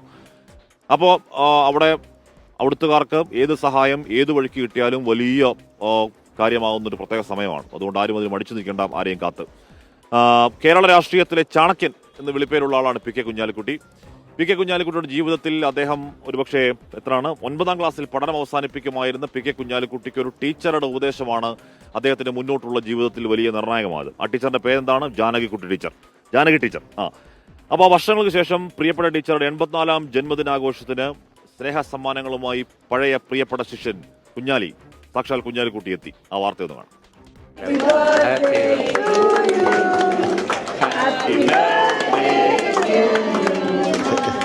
നന്നായി പഠിക്കുന്ന കുട്ടികൾ പോലും പാതിയിൽ പഠനം നിർത്തുന്ന കാലം. വേങ്ങര ഹൈസ്കൂളിലെ 9ാം ക്ലാസ് വിദ്യാർത്ഥി പി കെ കുഞ്ഞാലിക്കുട്ടിക്ക് ജാനകി ടീച്ചർ ഒരു ഉപദേശം നൽകി. ഞാനും അങ്ങനെ ഡ്രോപ്പ് ഔട്ട് ആവേണ്ടതാണ്, പക്ഷെ ആവാതിരുന്നത് ടീച്ചറെ കൊണ്ടാണ് എന്ന് പറയാതിരിക്കാൻ കഴിയില്ല. കാരണം ഒരു ദിവസം ടീച്ചർ എന്നോട് പറഞ്ഞു, സ്വല്പമൊക്കെ പഠിക്കുന്ന കുട്ടിയാണല്ലോ, മാത്രമല്ല പോയി മേലോട്ട് കയറി പഠിക്കാനുള്ള സൗകര്യമുണ്ട്, എവിടെയെങ്കിലും പോയി പഠിച്ചൂടെ എന്ന് ചോദിച്ചു. ഈ ചോദ്യം എന്നെ സ്വാധീനിച്ചു. ഞാൻ വീട്ടിൽ ചെന്ന് പറഞ്ഞ് 9ാം ക്ലാസ്സിൽ നിന്ന് വിട്ട് ബോർഡിങ്ങിൽ പോയി പഠിച്ചു. പിന്നെ ഇന്നിപ്പോൾ പൊതുജീവിതത്തിൽ ഞാൻ എന്തായോ അത് ആ ഒരു ടേണിംഗ് പോയിന്റാണ്. പിറന്നാൾ ദിനത്തിൽ പ്രിയ ഗുരുനാഥയ്ക്ക് പി കെ കുഞ്ഞാലിക്കുട്ടി സ്നേഹസമ്മാനം നൽകി. വാക്കുകൾ ഇടറിയാണ് ജാനകി ടീച്ചർ മറുപടി പ്രസംഗം പൂർത്തിയാക്കിയത്. എൻ്റെ എംപ്ലോയ്മെന്റ് ജീവിതകാലത്ത് വേങ്ങര 8ാം കല്ലുങ്കൽ എന്ന് പറയുന്നു. അത് ഒരു പാറപ്പുറത്ത് ഒരു എക്സിക്യൂട്ടീവ് ബിൽഡിംഗ്, അത്രയേ ഉള്ളൂ. അന്നത്തെ കുട്ടിയാണ്. ജാനകി ടീച്ചറുടെ സഹോദരി സരോജിനി ടീച്ചറാണ് വർഷങ്ങൾക്ക് ശേഷമുള്ള സംഗമത്തിന് വഴിയൊരുക്കിയത്. ഒരു പൊതുപരിപാടിക്കിടെ കുഞ്ഞാലിക്കുട്ടിയെ കണ്ടപ്പോൾ സഹോദരിയാണെന്ന് മനസ്സിലായതോടെ തന്റെ പ്രിയ ടീച്ചറുള്ള സ്ഥലം തേടിപ്പിടിച്ച് പി കെ കുഞ്ഞാലിക്കുട്ടി എത്തുകയായിരുന്നു. 24 മലപ്പുറം. അപ്പോൾ പ്രിയപ്പെട്ട പ്രേക്ഷകരെ, സമയം 7 മണി കഴിഞ്ഞ് 40 മിനിറ്റാണ്. അപ്പോൾ എല്ലാവരും രാവിലെ ഓരോ ചായയൊക്കെ കുടിച്ച് കോഫി കുടിച്ചിട്ടുണ്ടാവുമെന്ന് കരുതുകയാണ്. രാവിലെ എല്ലാവരും ഓരോരോ തിരക്കിലേക്കൊക്കെ പതിയെ വഴുതി വീഴുന്ന സമയത്തിലെ കടക്കുകയാണ്. എങ്കിലും നമ്മുടെ വാർത്തയാത്രൊപ്പം കൂടുക. അപ്പോൾ എല്ലാ പ്രിയപ്പെട്ട പ്രേക്ഷകരും ഒരിക്കൽ കൂടി ഒരു ഏറ്റവും ഗംഭീരമായ ഒരു ദിവസം ആശംസിക്കുകയാണ്. ഒരുപക്ഷെ വൈകി എഴുന്നേറ്റവർക്ക് വേണ്ടിയാണ് പറയുന്നത്. നമ്മളിപ്പോൾ നിൽക്കുന്നത് കോഴിക്കോട് ബീച്ചിലാണ്. ഇവിടെ കളിപ്പാട്ട കച്ചവടക്കാരൊക്കെ എത്തുന്നുണ്ട്. അതോ ഇത് ഇവർ രാത്രിയോട് ഉണ്ടായിരുന്നവരാണോ എന്നറിയില്ല. അവർ രണ്ടുപേരും ഉറങ്ങുന്നുണ്ട്. അതുകൊണ്ട് ഇവിടെ മറ്റേ ഹൈഡ്രജൻ ബലൂൺ അയച്ചുവിട്ടാൽ മേപ്പോട്ട് പോകുന്ന ഹൈഡ്രജൻ ബലൂണൊക്കെ ഇവിടെ ഉണ്ട്. മൊത്തം കോഴികൾ, വിമാനങ്ങൾ, ടെഡിവെയർ ഒക്കെ ഉണ്ട്. അപ്പോൾ അല്പസമയം കഴിയുമ്പോഴേക്കും ഇത് കൂടുതൽ സജീവമാകും. കുറേ കുട്ടികൾ ഇങ്ങോട്ടേക്ക് എത്തും. അപ്പോൾ ഇതൊക്കെ മേടിക്കാൻ ഇതിൻ്റെ യഥാർത്ഥ ഗുണഭോക്താക്കൾ ഇങ്ങോട്ടേക്ക് എത്തും എന്നുള്ളതാണ് ഈ കുഞ്ഞു കച്ചവടക്കാരുടെ പ്രതീക്ഷ. അപ്പോൾ പ്രിയപ്പെട്ട പ്രേക്ഷകർ, നമ്മൾ ഒരു വാർത്തയോടെ പോകുന്നത് CPIM തിരുവനന്തപുരം വയനാട് ജില്ലാ സമ്മേളനങ്ങൾ ഇന്ന് സമാപിക്കുമെന്നുള്ളതാണ്. ജില്ലാ സെക്രട്ടറിമാരായി വി ജോയി, തിരുവനന്തപുരം ജില്ലാ സെക്രട്ടറിയായി വി ജോയിയും പി ഗഗാറും തുടർന്നേക്കും എന്നുള്ളതാണ് അറിയാൻ കഴിയുന്നത്. MLA-മാരായ VK പ്രശാന്തും G സ്റ്റീഫനും തിരുവനന്തപുരം ജില്ലാ കമ്മിറ്റിയിലെത്തും. ശ്രീത് വിവരങ്ങളുമായി ചെയ്യുന്നു. ശ്രീത്, ഗുഡ് മോർണിംഗ്. അപ്രതീക്ഷിതമായൊന്നും സംഭവിക്കുന്നില്ല തിരുവനന്തപുരത്തും വയനാടും, അല്ലേ? Hashmi, good morning. അപ്രതീക്ഷിതമായി ഒന്നും സംഭവിക്കാൻ സാധ്യതയില്ല. കാരണം വളരെ ശാന്തമായി നടക്കുന്ന 2 ജില്ലാ സമ്മേളനങ്ങളാണ് തിരുവനന്തപുരത്തേതും വയനാട്ടിലേതും. വി ജോയി ജില്ലാ സെക്രട്ടറിയായി തുടരുമെന്ന കാര്യം ഉറപ്പാണെന്ന് പറയാൻ കാരണം അദ്ദേഹം ജില്ലാ സെക്രട്ടറിയായിട്ട് ഏതാണ്ട് 1.5 വർഷക്കാലമേ ആയിട്ടുള്ളൂ. അദ്ദേഹം ആനാവൂർ നാഗപ്പൻ സംസ്ഥാന സെക്രട്ടേറിയറ്റ് അംഗമായ ശേഷമാണ് വി ജോയിയെ ജില്ലാ സെക്രട്ടറിയായി തിരഞ്ഞെടുത്തത്. അതുകൊണ്ട് തന്നെ അദ്ദേഹം അടുത്ത ഒരു 2-3 ടേമെങ്കിലും വളരെ സുഗമമായി മുന്നോട്ട് പോകും. കാരണം തിരുവനന്തപുരം ജില്ലയുടെ ഭാവി നേതൃത്വം CPIM സംസ്ഥാന നേതൃത്വം ഏൽപ്പിച്ചിരിക്കുന്നത് വി ജോയിയെയാണ്. അതുകൊണ്ട് അദ്ദേഹത്തിന് മാറ്റങ്ങളൊന്നും ഉണ്ടാകില്ല. 46-അംഗ ജില്ലാ കമ്മിറ്റിയിൽ ആരൊക്കെ പുതുതായി വരുമെന്നതിനെ കുറിച്ച് മാത്രമേ ആകാംക്ഷയുള്ളൂ. അതിൽ തന്നെ ഏതാണ്ട് കാര്യങ്ങൾ ധാരണയായിട്ടുണ്ട്. 4 പേരെ പുതുതായി ഉൾപ്പെടുത്താനാണ് ഇപ്പോൾ ധാരണയായിരിക്കുന്നത്. MLA-മാരായ G സ്റ്റീഫൻ, VK പ്രശാന്ത്, ഒപ്പം തന്നെ പട്ടികജാതി ക്ഷേമ സമിതിയുടെ സംസ്ഥാന പ്രസിഡന്റായ വണ്ടിത്തട മധു, മഹിളാ അസോസിയേഷൻ ജില്ലാ സെക്രട്ടറിയായ ഷീജ സുദേവ് എന്നിവർ ഉറപ്പായും ജില്ലാ കമ്മിറ്റിയിലെത്തും. മൊത്തം 9 പേരെ പ്രായപരിധി മാനദണ്ഡവും മറ്റും അടക്കം ഒഴിവാക്കി പുതിയതായ ആളുകളെ കൊണ്ടുവരണം എന്ന ജില്ലാ നേതൃത്വത്തിന് താല്പര്യമുണ്ടെങ്കിലും അത് എത്രത്തോളം സാധ്യമാകുമെന്ന കാര്യം പറയുക വയ്യ. കാരണം പലരും 75 വയസ്സായില്ല, 74.5 വയസ്സേ ആയിട്ടുള്ളൂ, 75 ആകാൻ 2 മാസം കൂടിയുണ്ട് എന്നൊക്കെയുള്ള അവകാശവാദം ഉന്നയിച്ച് നിൽക്കുന്നുണ്ട്. അതുകൊണ്ട് തന്നെ പ്രായപരിധി മാനദണ്ഡം എത്രത്തോളം കർശനമായി നടപ്പിലാക്കാൻ കഴിയുമെന്നതാണ് ഇപ്പോൾ ഉയരുന്ന ഒരു കാര്യം. എന്തായാലും മേയർ ആര്യ രാജേന്ദ്രൻ അടക്കമുള്ള ആളുകളെ ജില്ലാ കമ്മിറ്റിയിൽ ഉൾപ്പെടുത്തണമെന്ന് ആവശ്യമുണ്ട്, യുവജന നേതാക്കളെ ഉൾപ്പെടുത്തണമെന്ന് ആവശ്യമുണ്ട്. എന്നാൽ അത് എത്രത്തോളം നടക്കുമെന്നറിയില്ല. വയനാട് പി ഗഗാരൻ തന്നെ ജില്ലാ സെക്രട്ടറി തുടരും. അദ്ദേഹം ജില്ലാ സെക്രട്ടറി പദവിയിൽ 2 ടേമേ ആയിട്ടുള്ളൂ. അതുകൊണ്ട് അദ്ദേഹത്തിന് ഒരു ടേം കൂടി അനായാസം പോകാൻ കഴിയും.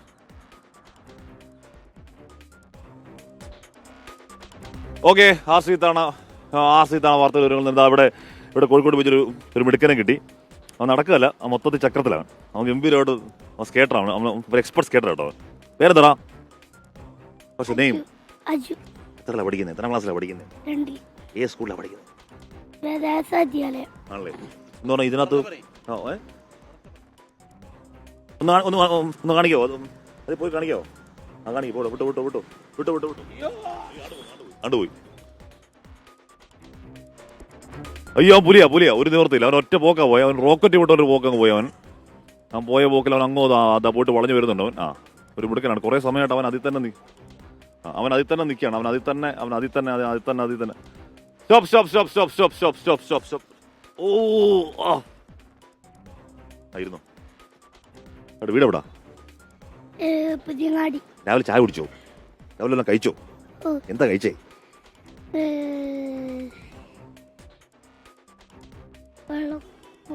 വെള്ളോ? രാവിലെയോ? എടാ, എത്ര ആൾ പഠിപ്പിച്ചത്? ഇതൊന്നും അങ്ങനെ പഠിപ്പിച്ചു തരോ? സ്കേറ്റ് ഞങ്ങളെ പഠിപ്പിച്ചു തരാൻ പറ്റുമോ? ഓക്കെ. അപ്പോൾ സ്കേറ്റ് ഞങ്ങളെ പഠിപ്പിച്ചു തരാമെന്നാണ് പറഞ്ഞേക്കുന്നത്. അപ്പോൾ പ്രിയപ്പെട്ട പക്ഷേ സമയം 7:44 നമുക്കൊരു അടുത്തൊരു വാർത്ത വയ്ക്കണം കേട്ടോ. അടുത്ത വാർത്ത എന്താ അറിയോ? അതിരപ്പള്ളി പോലീസ് സ്റ്റേഷന് സമീപം വീണ്ടും ഒറ്റയാനെത്തിയ വാർത്ത. ഒറ്റയാനെന്താ അറിയോ? ഒരു ആനയാണ് ഒറ്റയ്ക്ക് ഒന്നാണ് പറഞ്ഞത്. സമീപത്തെ ട്രൈബൽ ഹോസ്റ്റലിലെ കവുങ്ങുകളും തെങ്ങുകളും ആന നശിപ്പിച്ചു എന്നൊക്കെയാണ് പറയുന്നത്. ആനയെ പേടിയുണ്ടോ? സൂരജ് സൈന്ന് വേറെ അങ്കിളുണ്ടോ? ചോദിക്കാം സൂരജിനോട്. അപ്പോൾ സൂരജ്, ഗുഡ് മോർണിംഗ്. അപ്പോൾ ഇവിടെ ഈ ആന എപ്പോൾ ഇറങ്ങി, എപ്പോൾ തുരത്തി, ആൾക്കാർക്ക് പേടിയുണ്ടോ? എവന് പേടിയില്ലെന്നാണ് പറയുന്നത്. പേടിയുണ്ടോ? ഒട്ടും പേടിയില്ല. സൂരജ്. ഹാഷ്മി, ഏതാനും ദിവസങ്ങൾക്ക് മുൻപ് അതിരപ്പള്ളി പോലീസ് സ്റ്റേഷനിൽ ഈ ഒറ്റയാനായ ഗണപതി അന്ന് എത്തിയതാണ്. ഏഴാറ്റുമുഖം ഗണപതി എന്നാണ് ഈ ഒറ്റയാന്റെ പേര്. അവിടെ എത്തി അന്ന് ഈ പോലീസ് സ്റ്റേഷനിലെ തെങ്ങിൽ നിന്ന് കരിക്കൊക്കെ ഇട്ട് കുടിച്ചാണ് ആന മടങ്ങിയത്. ഇന്നും വീണ്ടും ഏഴാറ്റുമുഖം ഗണപതി ഈ പോലീസ് സ്റ്റേഷന് സമീപം എത്തുകയായിരുന്നു. പുലർച്ചെ തന്നെ ആന ജനവാസ മേഖലയിൽ ഉണ്ടായിരുന്നു. പക്ഷേ ഈ ആനയെ വനംവകുപ്പ് അധികൃതർ ഒന്നും തന്നെ തുരത്തിയിരുന്നില്ല. അങ്ങനെ ഈ പോലീസ് സ്റ്റേഷനോട് ചേർന്നുള്ള ഈ ട്രൈബൽ ഹോസ്റ്റലുണ്ട്. ട്രൈബൽ ഹോസ്റ്റലിലെ കവുങ്ങും തെങ്ങുകളും അടക്കം ഈ കാട്ടാന നശിപ്പിച്ചു. പിന്നീട് 7:15 നമ്മളിപ്പോൾ ദൃശ്യം കാണുന്നത് 7:15 ആനയെ അവിടെ നിന്ന് തുരത്തുന്നതിന്റെ ദൃശ്യമാണ് ഇപ്പോൾ പ്രേക്ഷകർ കണ്ടുകൊണ്ടിരിക്കുന്നത്. 7:15 വരെ ജനവാസ മേഖലയിൽ ഉണ്ടായിരുന്നു. അതിരപ്പള്ളി പോലീസ് എത്തിയാണ് ഈ പോലീസ് സ്റ്റേഷന് സമീപത്ത് നിന്ന് ഈ ഒറ്റയാനായ ഏഴാറ്റുമുഖം ഗണപതിയെ തുരത്തിയത്. കഴിഞ്ഞ ഏതാനും ദിവസങ്ങളായി വെറ്റിലപ്പാറ 14, വെറ്റിലപ്പാറ 13 തുടങ്ങി ജനവാസ മേഖലയിലെല്ലാം തന്നെ ഈ കാട്ടാനക്കൂട്ടം ഇറങ്ങി വ്യാപക കൃഷിനാശമാണ് വരുത്തുന്നത്. വന്യജീവി ശല്യത്താൽ പൊറുതിമുട്ടിയിരിക്കുകയാണ് അതിരപ്പള്ളി ജനത. അതിനിടയിലാണ് തുടർച്ചയായി അതിരപ്പള്ളി പോലീസ് സ്റ്റേഷനിലേക്ക് ഈ ഒറ്റയാനായ ഏഴാറ്റുമുഖം ഗണപതി എത്തുന്നത്. ആഷ്മി. ഓക്കെ, അപ്പോൾ ഏഴാറ്റുമുഖം ഗണപതി പ്രിയപ്പെട്ട പ്രേക്ഷകർക്ക് അത്ര അപരിചിതനായ ആനയല്ല. ഇടയ്ക്കിടയ്ക്ക് ഇറങ്ങുന്നതാണ്. ഇടയ്ക്കിടയ്ക്ക് ഓരോരോ കുസൃതി എന്ന് പറയാൻ പറ്റത്തില്ല. ആൾക്കാരെ പേടിപ്പിച്ച് മടങ്ങിപ്പോകുന്ന, കൃഷിയൊക്കെ നശിപ്പിച്ച് പോകുന്ന ഒരു ആനയാണ്. പ്രിയപ്പെട്ട പ്രേക്ഷകർ, സമയം 7:46 വേണ്ടി വന്നാൽ പനാമ കനാലിന് നിയന്ത്രണം ഏറ്റെടുക്കുമെന്നാണ് നിയുക്ത US പ്രസിഡന്റ് ഡൊണാൾഡ് ട്രംപ് പറയുന്നത്. കനാലിന് നിയന്ത്രണം തെറ്റായ കാര്യങ്ങളിലെത്താൻ അനുവദിക്കില്ല. പനാമയുടെ സ്വാതന്ത്ര്യം വിലപേശാനുള്ളതല്ലെന്നും കനാലിൽ ചൈനയ്ക്ക് നിയന്ത്രണമില്ലെന്നും പനാമ പ്രസിഡന്റ് പറയുകയാണ്. മധു കൊട്ടരക്കരൻ ന്യൂജേഴ്സിയിൽ നിന്ന് വാർത്തയുടെ ഏറ്റവും പുതിയ വിവരങ്ങൾ ചെയ്യുന്നുണ്ട്. മധുചേട്ടാ, ഗുഡ് മോർണിംഗ്. ഇപ്പോൾ ചൈന പനാമ ഞങ്ങൾക്ക് വേണമെന്ന് പറയുന്നു, വേണ്ടി വന്നാൽ ഞങ്ങൾ ഏറ്റെടുക്കുമെന്ന് ട്രംപും പറയുന്നു. അടുത്ത ഒരു വാർമുഖത്തിന്, ഒരു പോർമുഖത്തിന് തുടക്കമാണോ? Good morning Hashmi. ട്രംപ് ഇത്തരം കാര്യങ്ങളിൽ പ്രസ്താവനകൾ, പ്രത്യേകിച്ച് അത് വലിയ വിവാദമാകുന്നുണ്ട് ആഗോളതലത്തിൽ. ഈ അറ്റ്ലാന്റിക് സമുദ്രത്തിലെ ഈ പസഫിക് സമുദ്രവുമായി ബന്ധിപ്പിക്കുന്ന പനാമ കനാൽ ശരിക്കും ഫ്രാൻസ് ഉപേക്ഷിച്ചപ്പോൾ അമേരിക്ക ഏറ്റെടുത്ത് നിർമ്മാണം പൂർത്തീകരിക്കുകയായിരുന്നു.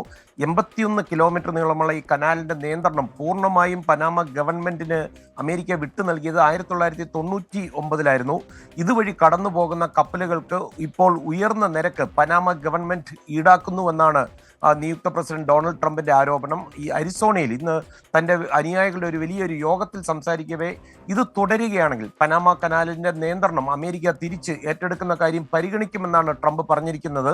ഇത് കുഴപ്പക്കാരുടെ കൈകളിൽ കനാലിന്റെ നിയന്ത്രണം വീഴുവാൻ അനുവദിക്കില്ലെന്നും ട്രംപ് പറഞ്ഞു. നേരത്തെ ആഷ്മി സൂചിപ്പിച്ചതുപോലെ ചൈനയാണ് ട്രംപ് ലക്ഷ്യം വെക്കുന്നത് ഇത്തരമൊരു പ്രസ്താവനയിലൂടെ.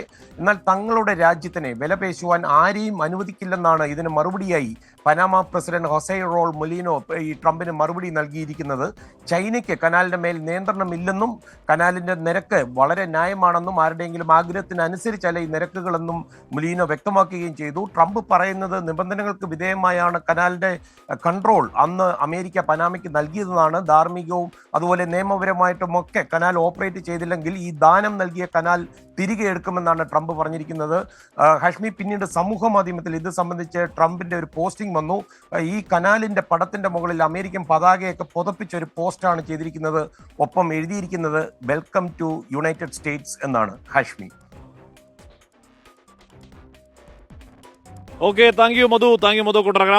അപ്പോൾ പനാമ കനാലിന്റെ പേരിലുള്ള അടുത്ത രാഷ്ട്രീയ യുദ്ധത്തിന് തുടക്കമിടുകയാണോ ട്രംപും അല്ലെങ്കിൽ അമേരിക്കയും ചൈനയും എന്ന കാര്യത്തിൽ ഒരു സംശയം അവിടെ നിൽക്കുന്നു. അത് ഏതറ്റം വരെ പോകുന്നു കാത്തിരുന്നതാണ്. പ്രിയപ്പെട്ട പ്രേക്ഷകർ, സമയം 7 മണി കഴിഞ്ഞ് 48 മിനിറ്റാണ്. അപ്പോൾ പ്രിയപ്പെട്ട പ്രേക്ഷകർ ഒരു ചായ കുടിച്ചിട്ടുണ്ട് എന്നാണ് പ്രതീക്ഷിക്കുന്നത്. അതാ ഇവിടെ ഒരു പ്രേക്ഷകൻ പറയുകയാണ്, ഹലോ ആഷ്മി ഒന്ന് വായിക്കാമോ? അതാ വായിക്കുക. കോട്ടയം എറണാകുളം റൂട്ടിൽ സ്വകാര്യ ബസ്സുകൾ മരണപ്പാച്ചിലാണ് നടത്തുന്നത്. നാളെ ഒരു അപകടമുണ്ടാകുമ്പോൾ ഫ്ലാഷ് ന്യൂസ് മുന്നേ ഒരു വാർത്ത നൽകാൻ നിങ്ങൾ കഴിയുമോ? എന്തായാലും കോട്ടയം എറണാകുളം റൂട്ടിലെ സ്വകാര്യ ബസ്സുകളുടെ മരണപ്പാച്ചിലിനെ പറ്റി ഉറപ്പായി നമ്മൾ അന്വേഷിക്കും. അത് വേണ്ടി വന്നാൽ നമ്മൾ ഒരു വാർത്തയും കൊടുക്കും. സുലൈമാൻ അബ്ദുൽ ഖാദർ, ഹാഷ്മി ആനയെ കാണിച്ച് പാവം കുട്ടിയെ പേടിപ്പിക്കല്ലേ. അവൻ നമ്മളെ പേടിപ്പിക്കുക. അവനൊരു പേടിയില്ല. അവനാൾ മിടുക്കൻ, അവനാൾ ജഗജില്ലാണ്, അവനാൾ ഗംഭീരനാണ് അവൻ. അപ്പോൾ പ്രിയപ്പെട്ട പ്രേക്ഷകരെ, നമ്മൾ ദിനേശ് ഹരിപ്പാട് പറയുന്നു, അരുണാചൽ മലനിരകളിലൂടെ മൂടൽമഞ്ഞിനിടയിലൂടെ സൂര്യൻ എത്തി നോക്കുന്ന ദൃശ്യത്തോടൊപ്പം 24 കാണുന്നു. വിഷമിപ്പിക്കുന്ന വാർത്തകളൊന്നും ഉണ്ടാവില്ലേ എന്ന പ്രാർത്ഥനയോടെ. എല്ലാവരുടെയും പ്രാർത്ഥന അത് തന്നെ ചേട്ടാ. രാവിലെ എഴുന്നേൽക്കുമ്പോഴേക്കും സങ്കടപ്പെടുന്ന വാർത്തകളൊന്നും ഉണ്ടാവില്ലേ എന്ന പ്രാർത്ഥന എല്ലാവർക്കും ഉണ്ട്, നമുക്കുണ്ട്. കോഴിക്കോട് ബീച്ചിൽ നല്ല വെയിൽ ഇപ്പോൾ വരികയാണ്. ഇന്നലെ വയനാട് ഇതുപോലെ കേട്ടോ, രാവിലെ നല്ല മഞ്ഞാണ്. പക്ഷേ വെയിൽ വരുമ്പോഴത്തേക്കും നല്ല ഗംഭീരമായ വെയിൽ, നല്ല ഗംഭീരമായ ചൂടുള്ള വെയിൽ. അതാ ഇവിടെ ഒരു പ്രശ്നം ചോദിക്കും, ജയൻ നായർ, ഹാഷ്മി പിതുക്കാൻ പോകുന്നില്ല ചോദിക്കുന്നുണ്ട്. ഇല്ല, പിതുക്കാൻ പോകുന്നതാണ് നമ്മുടെ കമന്റ് ബോക്സിൽ. ഭക്ഷണം കഴിക്കാൻ പോകുന്നുണ്ടോ എന്നുള്ളതിൻ്റെ കോഡ് ഭാഷ കേട്ടോ. അപ്പോൾ എന്തായാലും ഭക്ഷണം കഴിക്കാൻ പോകണം. സമയം 7 മണി കഴിഞ്ഞ് 55 മിനിറ്റാണ്. ഇതാ ഇവിടെ കോഴിക്കോട് ബീച്ച് വന്നിട്ട് ഫുട്ബോൾ എവിടെ നോക്കി ഇതാ ഒരു പോയി ഫുട്ബോൾ ചേട്ടാ സിനിമ എന്ന് പറഞ്ഞാൽ കോഴിക്കോട് ബീച്ചിൽ ഫുട്ബോൾ ഇല്ലാതെ കാണാൻ പറ്റത്തില്ല. അപ്പോൾ ഒരു ഫുട്ബോൾ കണ്ടു. രാവിലെ ബീച്ചിൽ കളി ഉണ്ടാവാറുണ്ട്. ഇവിടെ കയറ്റി നല്ല ഫുട്ബോൾ കളികളാണ്. ടീമുണ്ട്, എല്ലാ ടീമുകളുണ്ട് ഒരുപാട്. അതന്നെ നമ്മളിപ്പോൾ ഇതിൻ്റെ കേന്ദ്രമാണ്. പിന്നെ ഇതിൻ്റെ മെയിൻ കേന്ദ്രം ഇവിടെ നമ്മുടെ ബീച്ചില്ലേ, അങ്ങനെ ഓപ്പൺ സ്റ്റേജിൻ്റെ അവിടെയൊക്കെ നമ്മൾ നല്ല കളിയാണ്. നമുക്കിത് വളരെ ഇഷ്ടമാണ്. പേരെങ്ങനെ? അൻപർ. നാട് ഇവിടെ തന്നെ, കോഴിക്കോടാണ്. അടിയങ്ങോട്ട് പോട്ട് അങ്ങോട്ട് പോയി. ഓക്കെ. അപ്പോൾ എന്തായാലും കോഴിക്കോടാണ്. കോഴിക്കോട് ഫുട്ബോൾ ഇല്ലാത്തൊരു കോഴിക്കോട് നമുക്ക് ആലോചിക്കാൻ വയ്യ. അപ്പോൾ പ്രിയപ്പെട്ട പ്രേക്ഷകർ, നമ്മൾ കോഴിക്കോട് ബീച്ചിൽ നിൽക്കുമ്പോഴേക്കും എന്താണ് നമസ്കാരം. എവിടുന്നാ? ഞാൻ കാലടി പെരുമ്പാവൂര്. കോഴിക്കോട് ഇതും നടക്കാൻ വേണ്ടി ഇറങ്ങിയ? അതെ. എപ്പോഴും നിങ്ങളെ കാണാറുണ്ട്. ഇനിയും കാണും, തീർച്ചയായിട്ടും കാണും. ഭയങ്കര ഇൻട്രോ അല്ലേ, കാണാതിരിക്കാൻ പറ്റുമോ? Thank you. ഓക്കെ. അപ്പോൾ പ്രിയപ്പെട്ട പ്രേക്ഷകരെ, അപ്പോൾ അടുത്തൊരു വാർത്ത എന്താണ്? കൊല്ലത്ത് കുടിവെള്ളം ശേഖരിക്കാൻ പോകുന്നതിനിടെ വള്ളം മറിഞ്ഞ് മരിച്ച പുത്തൻതുരുത്ത് സ്വദേശി സന്ധ്യാസഭാസിന്റെ സംസ്കാരം ഇന്ന്. വെള്ളം ശേഖരിക്കാൻ പോയതാണ് കേട്ടോ. ഇത് കഷ്ടമാണ്. ഇപ്പോഴും നമ്മുടെ ഈ പറയുന്ന സ്ഥലത്തൊക്കെ ഇത്രത്തോളം നമ്മൾ ഉന്നത നേടി, ഇത്രത്തോളം നമ്മൾ വികാസം പ്രാപിച്ചു എന്നൊക്കെ പറയുമ്പോഴേക്കും വെള്ളം ശേഖരിക്കാൻ പോകുമ്പോഴൊക്കെ വെള്ളം മറിഞ്ഞ് മരിക്കുക എന്നൊക്കെ പറയുന്നത് അങ്ങേയറ്റം ദൗർഭാഗ്യകരവും സങ്കടകരവുമാണ്. രാവിലെ 11 മണിക്ക് മുക്കോട് ദേവാലയത്തിലാണ് സംസ്കാരം. 9 ദിവസം കഴിഞ്ഞിട്ടും കുടിവെള്ളം എത്താത്തതിൽ നാട്ടുകാർ പ്രതിഷേധത്തിലുമാണ്. അരുൺരാ ചേരുന്നു പുത്തൻതുരുത്തിൽ നിന്നും. അരുൺ, പുത്തൻതുരുത്തിലെ അത്ര കുടിവെള്ളം ഇല്ലാതാവുന്ന സാഹചര്യം എങ്ങനെയാണ്? കുടിവെള്ളം തേടി വെള്ളം മറിഞ്ഞൊരു വീട്ടമ്മ മരിച്ചു പോകുന്നു എന്നൊക്കെ പറയുന്നത് അങ്ങേയറ്റം വേദനാജനകവും സങ്കടകരവുമാണ്. അരുൺ,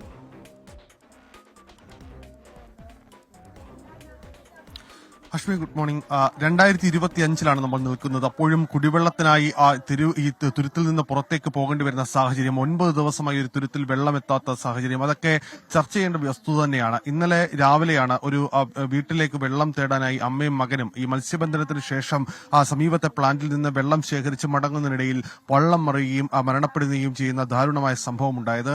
ഇതിനുശേഷം ഇതുമായി ബന്ധപ്പെട്ട ചർച്ചകൾ വലിയ തോതിൽ ഉയർന്നു വരുന്നുണ്ട്. പക്ഷേ ഇപ്പോഴും ഈ തുരുത്തിലേക്ക് കുടിവെള്ളം എത്തിക്കാൻ കാര്യമായ രീതിയിലുള്ള ഒരു ഇടപെടലും ഉണ്ടായില്ല എന്നുള്ളതാണ് യാഥാർത്ഥ്യം. ഇപ്പോൾ സന്ധ്യ സെബാസ്റ്റിന്റെ വീട്ടിലാണ് നമ്മളിപ്പോൾ ഉള്ളത്. അവരുടെ സംസ്കാര ചടങ്ങുകൾ 11 മണിക്കോട് മുക്കോട് ക്രിസ്ത്യൻ ദേവാലയത്തിൽ നടക്കും. എന്തായാലും വലിയ പ്രതിഷേധം നാട്ടുകാർക്കുണ്ട്. കാരണം ഇത്രയധികം ദിവസമായി ഈ തുരുത്തിലേക്ക് വെള്ളം എത്താത്തതിൽ, കാരണം ഇവിടുത്തെ ഓരോ സ്ത്രീകളും ഇത്തരത്തിൽ പുറത്തേക്ക് പോയാണ് വെള്ളം ശേഖരിക്കുക അടക്കം ചെയ്തുകൊണ്ടിരിക്കുന്നത്. അപ്പോഴും ഇതിൽ ഒരു കാര്യമായ ഇടപെടൽ ഒരു ഘട്ടത്തിലും ഉണ്ടാകുന്നില്ല എന്നുള്ളതാണ് പ്രധാനമായും ഉയർന്ന പരാതി. ഈ കഴിഞ്ഞ ദിവസവും ഇവിടുത്തെ സ്ത്രീകളെല്ലാം തന്നെ, അത് ഇന്നടക്കം നമ്മൾ വരുന്ന കാഴ്ച കണ്ടതാണ്, വെള്ളം ശേഖരിക്കാൻ വള്ളത്തിൽ പോകും. 9 ദിവസം കൊണ്ട് ഞങ്ങൾക്ക് ഇപ്പോഴെന്നല്ല, ഞങ്ങൾക്ക് പൊതുവേ ഞങ്ങൾ ഈ കുടിവെള്ളക്ഷാമം ഞങ്ങൾ നല്ല രീതിക്ക് അനുഭവിക്കുന്നുണ്ട്. നമുക്ക് 1-2 ദിവസമാണെങ്കിൽ നമുക്ക് എങ്ങനെയെങ്കിലുമൊക്കെ നമുക്ക് അഡ്ജസ്റ്റ് ചെയ്ത് കാര്യങ്ങൾ ചെയ്യാം. ഇതിപ്പോ നമ്മൾ 9 ദിവസമായി. 9 ദിവസം നമ്മൾ കുടിവെള്ളത്തിന് ബുദ്ധിമുട്ടുണ്ടാക്കും.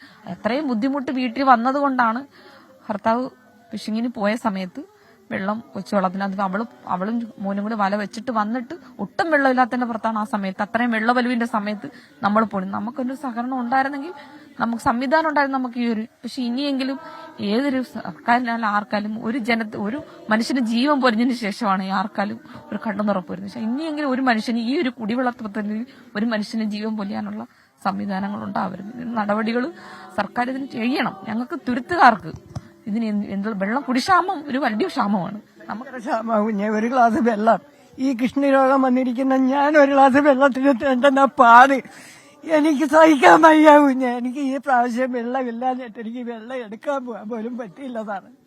ഞാൻ ഇങ്ങനെ വെള്ളം നയിക്കട്ടെ, എന്റെ മോൻ കൊണ്ടുവന്ന് ഇവിടെ വെള്ളം വീതം തന്ന് ഞങ്ങളെല്ലാം കുടിച്ച്. ഇങ്ങനെയാണ് ഓരോ അമ്മമാരും അല്ലെങ്കിൽ ഇവിടുത്തെ ഓരോ തുരുത്തിലെ ഓരോ നിവാസികളും പറയുന്ന വാക്കുകൾ. അത്രത്തോളം കണ്ണിലെ നമ്മൾ ഈർണ്ണയിക്കുന്നതാണ്. എന്തായാലും ഒരു ജീവൻ നഷ്ടപ്പെട്ടു. 40 വർഷത്തിന് ശേഷമാണ് ഇത്തരത്തിൽ വള്ളമെടുക്കാൻ പോകുന്ന തുരുത്തിലെ 3ാമത്തെ വ്യക്തിയാണ് സന്ധ്യ മരണപ്പെടുന്നത്. അത് സ്വാഭാവികമായും തുരുത്തുകാരെ സംബന്ധിച്ച് എത്രത്തോളം വേദനയുണ്ട്. ശാസ്താംകോട്ട ജലവൈദ്യുത പദ്ധതിയുടെ പൈപ്പ് ലൈൻ തകരാറിലായതിനെ തുടർന്നാണ് ഈ കുടിവെള്ള പദ്ധതി ഇപ്പോൾ തകരാറിലായിട്ടുള്ളത്. അതുകൊണ്ട് തന്നെ ഉടൻ പരിഹാരം ഉണ്ടാകുമെന്ന് വാട്ടർ അതോറിറ്റി പറയുകയും അത് എത്രത്തോളം നേരം അല്ലെങ്കിൽ എത്ര വേഗത്തിൽ നടപ്പാക്കുമെന്ന കാര്യത്തിൽ ഇപ്പോഴും വ്യക്തതയില്ല. എന്തായാലും 11 മണിക്കാണ് സന്ധ്യയുടെ സംസ്കാര ചടങ്ങുകൾ നടക്കുക. ഓക്കെ അരുൺരാജ്, ഈ പറയുന്ന പോലെ വലിയ വേദനാജനകവും സങ്കടവുമാണെന്നോ ആലോചിച്ച് നോക്കണം. നമ്മൾ ഇത്രത്തോളം പുരോഗതി ഉണ്ടായി, നമ്മൾ വലിയ മെച്ചപ്പെട്ട കേരളമാണ്, മെച്ചപ്പെട്ട സംസ്ഥാനമാണ്, അല്ലെന്നല്ല. പക്ഷെ ആ ഒരു സംസ്ഥാനത്ത് കുടിവെള്ളം ശേഖരിക്കാൻ പോയ ഒരു വീട്ടമ്മ വള്ളം മറിഞ്ഞ് മരിച്ചു പോകുന്നു പറയുന്നത് എന്താ? ഇവിടെ പക്ഷേ സമയം ഇപ്പോൾ കറക്റ്റ് 8 മണിയായിട്ടുണ്ട്. നമ്മൾ നിൽക്കുന്നത് കോഴിക്കോട്. മഞ്ജുള കെ മുരളീധരൻ പറയുകയാണ്, ഗുഡ് മോർണിംഗ് ആഷ്മി, ഞങ്ങളുടെ കോഴിക്കോട് എത്തിയതിൽ സന്തോഷം. എൻ്റെ പ്രിയപ്പെട്ട അനുജനെ വന്ന് കാണാൻ വിചാരമുണ്ട്. ഇവിടെ അൽസലാം ആശുപത്രിയിലായിപ്പോയി. എന്ത് ചെയ്യാൻ ആഷ്മി? അൽസലാം എവിടെ അയച്ചു? അങ്ങോട്ട് വന്നാലോ? മഞ്ജുള കെ മുരളീധരൻ. സുലൈമാൻ ഞാൻ പറയുന്നു പോത്തങ്കോട് പോയിട്ടുണ്ടാവും. ഓക്കെ, വെള്ളത്തിൻ്റെ പ്രശ്നം എത്രയും പെട്ടെന്ന് പരിഹരിക്കട്ടെ, അടുത്ത ജീവൻ പൊലിയാതിരിക്കട്ടെ എന്ന് ഷറഫ് ഇരാറ്റുപേട്ട പറയുകയാണ്. അപ്പോൾ അത്രത്തോളം വിലയുണ്ട് കേട്ടോ വെള്ളത്തിന്. പ്രിയപ്പെട്ട പക്ഷേ നമ്മൾ കോഴിക്കോട് ബീച്ചിൽ ഇവിടെ ന്യൂ ഇയറുമായി ഒരുക്കിയിട്ടുള്ള, നമ്മൾ ടിബറ്റിലൊക്കെ പോകുമ്പോഴേ കാണുന്ന, അല്ലെങ്കിൽ ടിബറ്റിലൊക്കെ ബുദ്ധ സന്യാസിമാരുടെ ആ സ്ഥലങ്ങളിലൊക്കെ കാണുന്ന ഇങ്ങനെ കറക്കുന്ന ഒരു സംവിധാനമാണ്. അപ്പോൾ ആ മോഡലാണ്. പക്ഷേ ആ മോഡലാണെങ്കിൽ കൂടിയും ഇത് കോഴിക്കോടിൻ്റെ സകലമായ ഇതാണ്. ഇവിടെ എല്ലാവിധ മാനാഞ്ചിരമുണ്ട്, മിസ്കാൽ പള്ളിയുണ്ട്, തളി ക്ഷേത്രമുണ്ട്, കുറ്റിച്ചിറ പള്ളിയുണ്ട്, ഒരു കഥകളി രൂപം, അങ്ങനെ മൊത്തത്തിൽ സമാധാനത്തിൻ്റെ ഒരു ഭൂമി, ഒരു ഇത്, പിന്നെ തെയ്യം ഒക്കെ ഉണ്ട്. ഇവിടെ എല്ലാ കാര്യങ്ങളും കോഴിക്കോടിൻ്റെയും കേരളത്തിൻ്റെയും ഒക്കെ മൊത്തം ഒന്ന് രേഖപ്പെടുത്തപ്പെട്ട ഒരു സാധനമാണ്. ഇങ്ങനെ കറങ്ങിക്കൊണ്ടിരിക്കും, നല്ല രസമാണ് കാണാൻ. അപ്പോൾ അങ്ങനെ കറങ്ങിക്കൊണ്ടിരിക്കട്ടെ. അപ്പോൾ ന്യൂ ഇയറുമായി ബന്ധപ്പെട്ട് കുറേയധികം ആകർഷണങ്ങൾ ഇനിയും എന്തായാലും ഈ കോഴിക്കോട് ബീച്ചിലുണ്ടാകും. അപ്പോൾ ഇനിയിപ്പോൾ അടുത്ത വാർത്തയിലേക്ക് നമ്മൾ പോകുന്ന സമയം 8 മണി കഴിഞ്ഞ് 1 മിനിറ്റാണ്. അടുത്ത വാർത്തയിലേക്ക് നമ്മൾ പോകുന്നത് MR അജിത് കുമാറിനെതിരെ ആരോപണവുമായി ADGP MR അജിത് കുമാറിനെതിരെ ആരോപണവുമായി ADGP P വിജയൻ. സ്വർണ്ണക്കടത്ത് കേസിൽ അജിത് കുമാർ തനിക്കെതിരെ കള്ളമൊഴി നൽകിയെന്നാണ് P വിജയന്റെ ആരോപണം. DGPക്ക് നൽകിയ പരാതിയിലാണ് P വിജയൻ ആരോപണം ഉന്നയിക്കുന്നത്. MG പ്രതീഷ് ചെയ്യുന്നുണ്ട്. പ്രതീഷ്, എന്തുകൊണ്ട് ADGP അജിത് കുമാർ കള്ളം പറഞ്ഞു എന്നതാണ് P വിജയന്റെ ആരോപണം. P വിജയൻ കൃത്യമായി പറഞ്ഞത് എന്താണ്? Good morning Pratheesh. Hashmi, good morning again.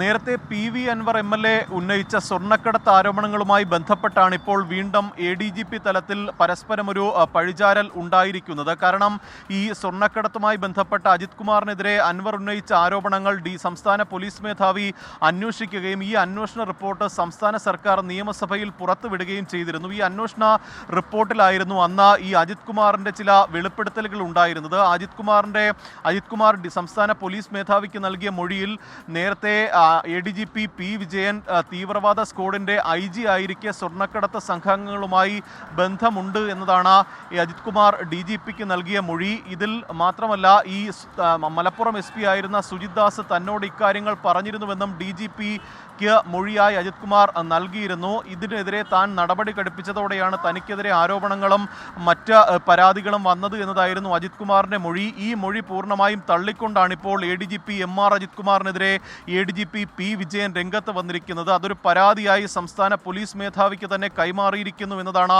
ഏറ്റവും പ്രധാനപ്പെട്ട കാര്യം.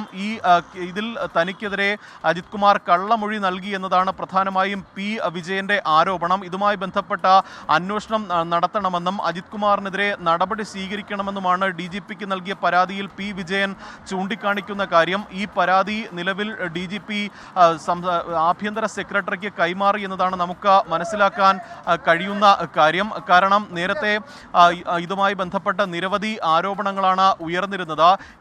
ഈ തരത്തിൽ ആരോപണങ്ങൾ ഉയരുമ്പോഴും ഈ സംസ്ഥാന സർക്കാരോ അന്ന് DGPയോ അജിത് കുമാറിന്റെ ഈ വെളിപ്പെടുത്തൽ മുഖവിലയ്ക്ക് എടുത്തിരുന്നില്ല. കാരണം ഗുരുതരമായ വെളിപ്പെടുത്തലായിരുന്നു P. വിജയനെതിരെ DGPക്ക് നൽകിയ മൊഴിയിൽ അജിത് കുമാർ നടത്തിയിരുന്നത്. പക്ഷേ അത് കാര്യമായി എടുക്കുകയോ അതിലൊരു തുടരന്വേഷണം സർക്കാരിന്റെ ഭാഗത്തു നിന്നോ ഉണ്ടായിട്ടില്ല. ഈ സാഹചര്യത്തിൽ കൂടിയാണ് P. വിജയൻ അജിത് കുമാറിനെതിരെ രേഖാമൂലം തന്നെ പരാതി നൽകിയിരിക്കുന്നതും ഇക്കാര്യത്തിൽ അന്വേഷണം നടത്തണമെന്ന് ആവശ്യപ്പെട്ടിരിക്കുന്നത്. ഓക്കെ, അപ്പോൾ നേരത്തെ നമ്മൾ IAS തലപ്പത്തെ തമ്മിലടി ഉണ്ടായിരുന്നു. ഒരു IAS ഉദ്യോഗസ്ഥ ചീഫ് സെക്രട്ടറിക്കെതിരെ കൂടെ പരാതി കൊടുക്കുന്നത് കണ്ടു. IPS തലപ്പത്ത് മോശമൊന്നുമില്ല കാര്യങ്ങൾ. IPS തലപ്പത്തും ഒന്നാം തരം തമ്മിലടിയാണ്. അതാണിപ്പോൾ നമ്മൾ ഐ ലവ് കോഴിക്കോട്, നമ്മൾ കോഴിക്കോട് ബീച്ചിലാണെങ്കിൽ കോഴിക്കോട് ബീച്ചിൽ ഒരുപാട് നടക്കാനൊക്കെ വരുന്നുണ്ട്. ഇക്ക വേറെന്താ? എവിടുന്ന? എവിടുന്ന? കോഴിക്കോട്. നടക്കാൻ വേണ്ടി ഇറങ്ങിയാണോ? നടക്കാൻ വേണ്ടി എല്ലാ ദിവസം വരും? ചിലയിടവിട്ട് വരും. മോളെ വേറെന്താ? അമീന, വേറെന്താ? സാജിദ, നിഹാല. എല്ലാ ദിവസവും രാവിലെ ഇറങ്ങും. അങ്ങനെ വരുന്നുണ്ട്. അപ്പോൾ ഇവിടെ കോഴിക്കോട്ടുകാർ എന്തായാലും ഈ ബീച്ചിൽ പരിസരത്തുള്ളവർക്ക് ഇവിടെ രാവിലെ ഈ ബീച്ച് വന്ന് നടക്കാമെന്ന് പറഞ്ഞാൽ അവരുടെ റുട്ടീൻ, അവരുടെ ജീവിതചര്യയിൽപ്പെട്ടതാണ്. കോഴിക്കോട് ബീച്ച് എന്ന് പറയുമ്പോൾ നമുക്ക് ഈ പറഞ്ഞ കാഴ്ചകൾ ഒഴിവാക്കിയ ഒരു കോഴിക്കോട് ബീച്ച് കാഴ്ച സാധ്യമല്ല.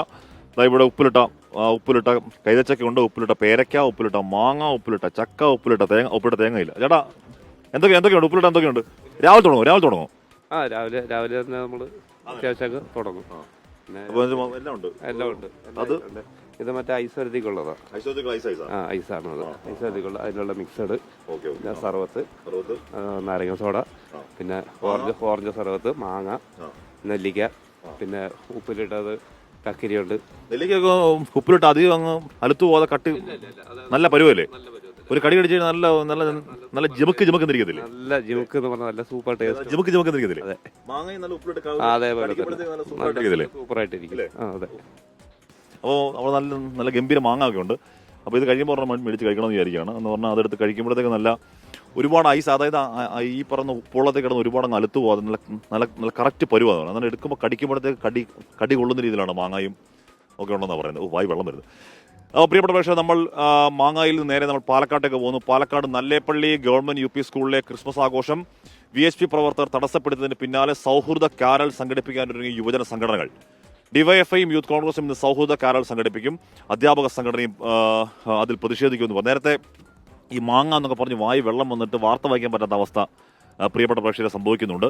നിഖിൽ പ്രമേഷ് പാലക്കാട് ചെയ്യുന്നു. Nikhil, good morning. അപ്പോൾ VHP പ്രവർത്തകരായിരുന്നില്ല, നേതാക്കളായിരുന്നു. അപ്പോൾ നേതാക്കൾ പിടിയിലായതിന് പിന്നാലെ അതിനെ രാഷ്ട്രീയ വിഷയമാക്കുക എന്ന ഉദ്ദേശം കൂടി ഈ സൗഹൃദ കാരലിന് പിന്നിലുണ്ടോ? അതോ ശുദ്ധ സ്നേഹം മാത്രമേ ഉള്ളൂ? നിഖിൽ. Hashmi, good morning. ഇതിപ്പോൾ നമ്മുടെ കേരളത്തിൽ എങ്ങനെയാണ് ഇത്തരത്തിലുള്ള വർഗീയ സ്വഭാവമുള്ള ആക്ടുകൾ നടത്താൻ ഇത്തരം സംഘടനകൾ ധൈര്യപ്പെടുന്നത് എന്നുള്ളതാണ് നമ്മൾ ഓർക്കേണ്ടത്. ഇതിൻ്റെ പശ്ചാത്തലത്തിൽ അതിനെ കനത്ത തിരിച്ചടി നൽകുക, ഇനി മേലിൽ ഇത്തരത്തിലുള്ള ചിന്തകൾ പോലും രൂപപ്പെടാതിരിക്കുക എന്നുള്ളതിന് എന്ന ആവശ്യം മുൻനിർത്തിക്കൊണ്ടാണ് ഇപ്പോൾ യൂത്ത് കോൺഗ്രസും DYFIയും ഇത്തരത്തിൽ സൗഹൃദ കരൾ സംഘടിപ്പിക്കുന്നത്. ഇന്ന് രാവിലെ 9 മണിക്ക് ഡിവൈഎഫ്ഐയുടെ പരിപാടി, 10 മണിക്ക് യൂത്ത് കോൺഗ്രസിന്റെ പരിപാടി, അങ്ങനെ 2 പരിപാടികൾ ഇന്ന് ചിറ്റൂരിൽ നടക്കാനിരിക്കുകയാണ്. കഴിഞ്ഞ വെള്ളിയാഴ്ചയാണ് ഈ സംഭവം ഉണ്ടാകുന്നത്. ഉച്ചയ്ക്ക് 1 മണിയോടുകൂടി സ്കൂളിൽ ക്രിസ്മസ് ആഘോഷം നടക്കുക. കുട്ടികൾ സംഘടിപ്പിക്കുന്ന പരിപാടിയാണ്. UP സ്കൂൾ എന്ന് പറയുമ്പോൾ ചെറിയ കുട്ടികളാണ്, 7ാം ക്ലാസ്സിന് താഴെ 7ാം ക്ലാസ് വരെയുള്ള കുട്ടികളാണ്. അവർ സംഘടിപ്പിക്കുന്ന ഒരു പരിപാടിയിലേക്കാണ് ഈ VHP പ്രവർത്തകർ എന്നല്ല നേതാക്കൾ എത്തിച്ചേർന്ന് അത് തടയുകയും ശ്രീകൃഷ്ണ ജയന്തിയാണ് ആഘോഷിക്കേണ്ടത് എന്ന് ആക്രോശിക്കുകയും ചെയ്തത്. അവർ അധ്യാപകരെ അസഭ്യം പറയുകയും നിങ്ങൾ ഇതിന് വളം വെച്ച് കൊടുക്കുകയാണോ, ഇത് കേരളമാണ് എന്നൊക്കെ പറഞ്ഞ് അവരെ ഭീഷണിപ്പെടുത്തുകയൊക്കെയാണ് ചെയ്തത്. എന്തായാലും ആ സംഭവത്തിൽ കൃത്യമായിട്ടുള്ള നടപടി ഉണ്ടായിരിക്കുകയാണ്. ഇപ്പോൾ ആ ഭീഷണിപ്പെടുത്തിയവരൊക്കെ ജയിലിലാണ്. ഇനിമേലിൽ ഇത്തരത്തിൽ ഭീഷണിപ്പെടുത്താൻ ആർക്കും ധൈര്യം വരാതിരിക്കാൻ വേണ്ടിയാണ് യുവജന സംഘടനകൾ ഇത്തരത്തിലുള്ള പരിപാടികളുമായി രംഗത്ത് വരുന്നത്. 9 മണിക്കും 10 മണിക്കും ഇന്ന് ആ പരിപാടികൾ നടക്കുന്നുണ്ട്. ഇത് വൈകിട്ട് അധ്യാപക സംഘടനയുടെ ഒരു പ്രതിഷേധം, KSTA പ്രതിഷേധവും ഇന്ന് നടക്കുന്നുണ്ട്, വൈകിട്ട് ചിറ്റൂരിൽ നടക്കുന്നുണ്ട്. എന്തായാലും ഇതിനെതിരെ സമൂഹം ഒറ്റക്കെട്ടായി പ്രതിഷേധവുമായി എത്തേണ്ടതുണ്ട്. കാരണം സ്കൂളുകളിൽ ഇത് മാത്രമല്ല, ക്രിസ്തുമസ് മാത്രമല്ല ആഘോഷിക്കുന്നത്, ഓണം പെരുന്നാളും ഒക്കെ സ്കൂളുകളിൽ ആഘോഷിക്കാറുണ്ട്. അത് ഏതെങ്കിലും ഒരു മതവിഭാഗത്തിന്റെ താല്പര്യം മുൻനിർത്തിക്കൊണ്ടല്ല എന്നുള്ളത് കൂടി കാണേണ്ടതുണ്ട്. എന്തായാലും കഴിഞ്ഞ ദിവസം ഉണ്ടായ ഈ ഇടപെടലിനെതിരെ എന്തായാലും അത് ഉറപ്പായും കേരളമാണ്. കേരളം അല്ലെങ്കിൽ കൂടി അത് രാഷ്ട്രീയ വിഷയമാകും, രാഷ്ട്രീയ വിഷയമാകേണ്ട വിഷയമാണ്.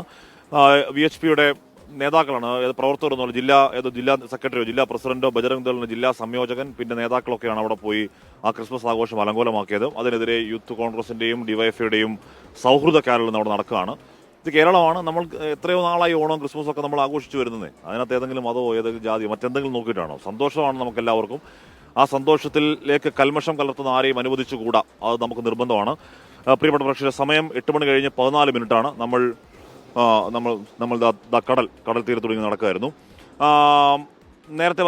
നേരത്തെ വന്ന ബാക്കി നേരത്തെ ADGP MR Ajith Kumar P Vijayan ഉള്ള ആ വാർത്തയുടെ തുടർച്ചയിൽ വന്ന മറ്റൊരു വാർത്ത, തൃശൂർ പൂര വിവാദത്തിൽ മാസങ്ങൾക്ക് മുൻപ് 24 പുറത്തുവിട്ട വാർത്ത മറ്റു മാധ്യമങ്ങൾ ഏറ്റെടുക്കുന്നു എന്നുള്ളതാണ് സന്തോഷം. പൂരം അലങ്കോലമാക്കിയതിന് പിന്നിൽ തിരുവമ്പാടി ദേവസ്വം എന്ന ADGP MR അജിത് കുമാറിന്റെ റിപ്പോർട്ട് 24 പുറത്തുവിട്ടത് സെപ്റ്റംബർ 24-നാണ്. രാഷ്ട്രീയ ലക്ഷ്യത്തോടെയായിരുന്നു തിരുവമ്പാടി ദേവസ്വത്തിന്റെ നീക്കം ഇന്ന് റിപ്പോർട്ടിലുണ്ടെന്നും ദീപക് തടവണം പുറത്തുവിട്ട ആ വാർത്തയിലുണ്ടായിരുന്നു.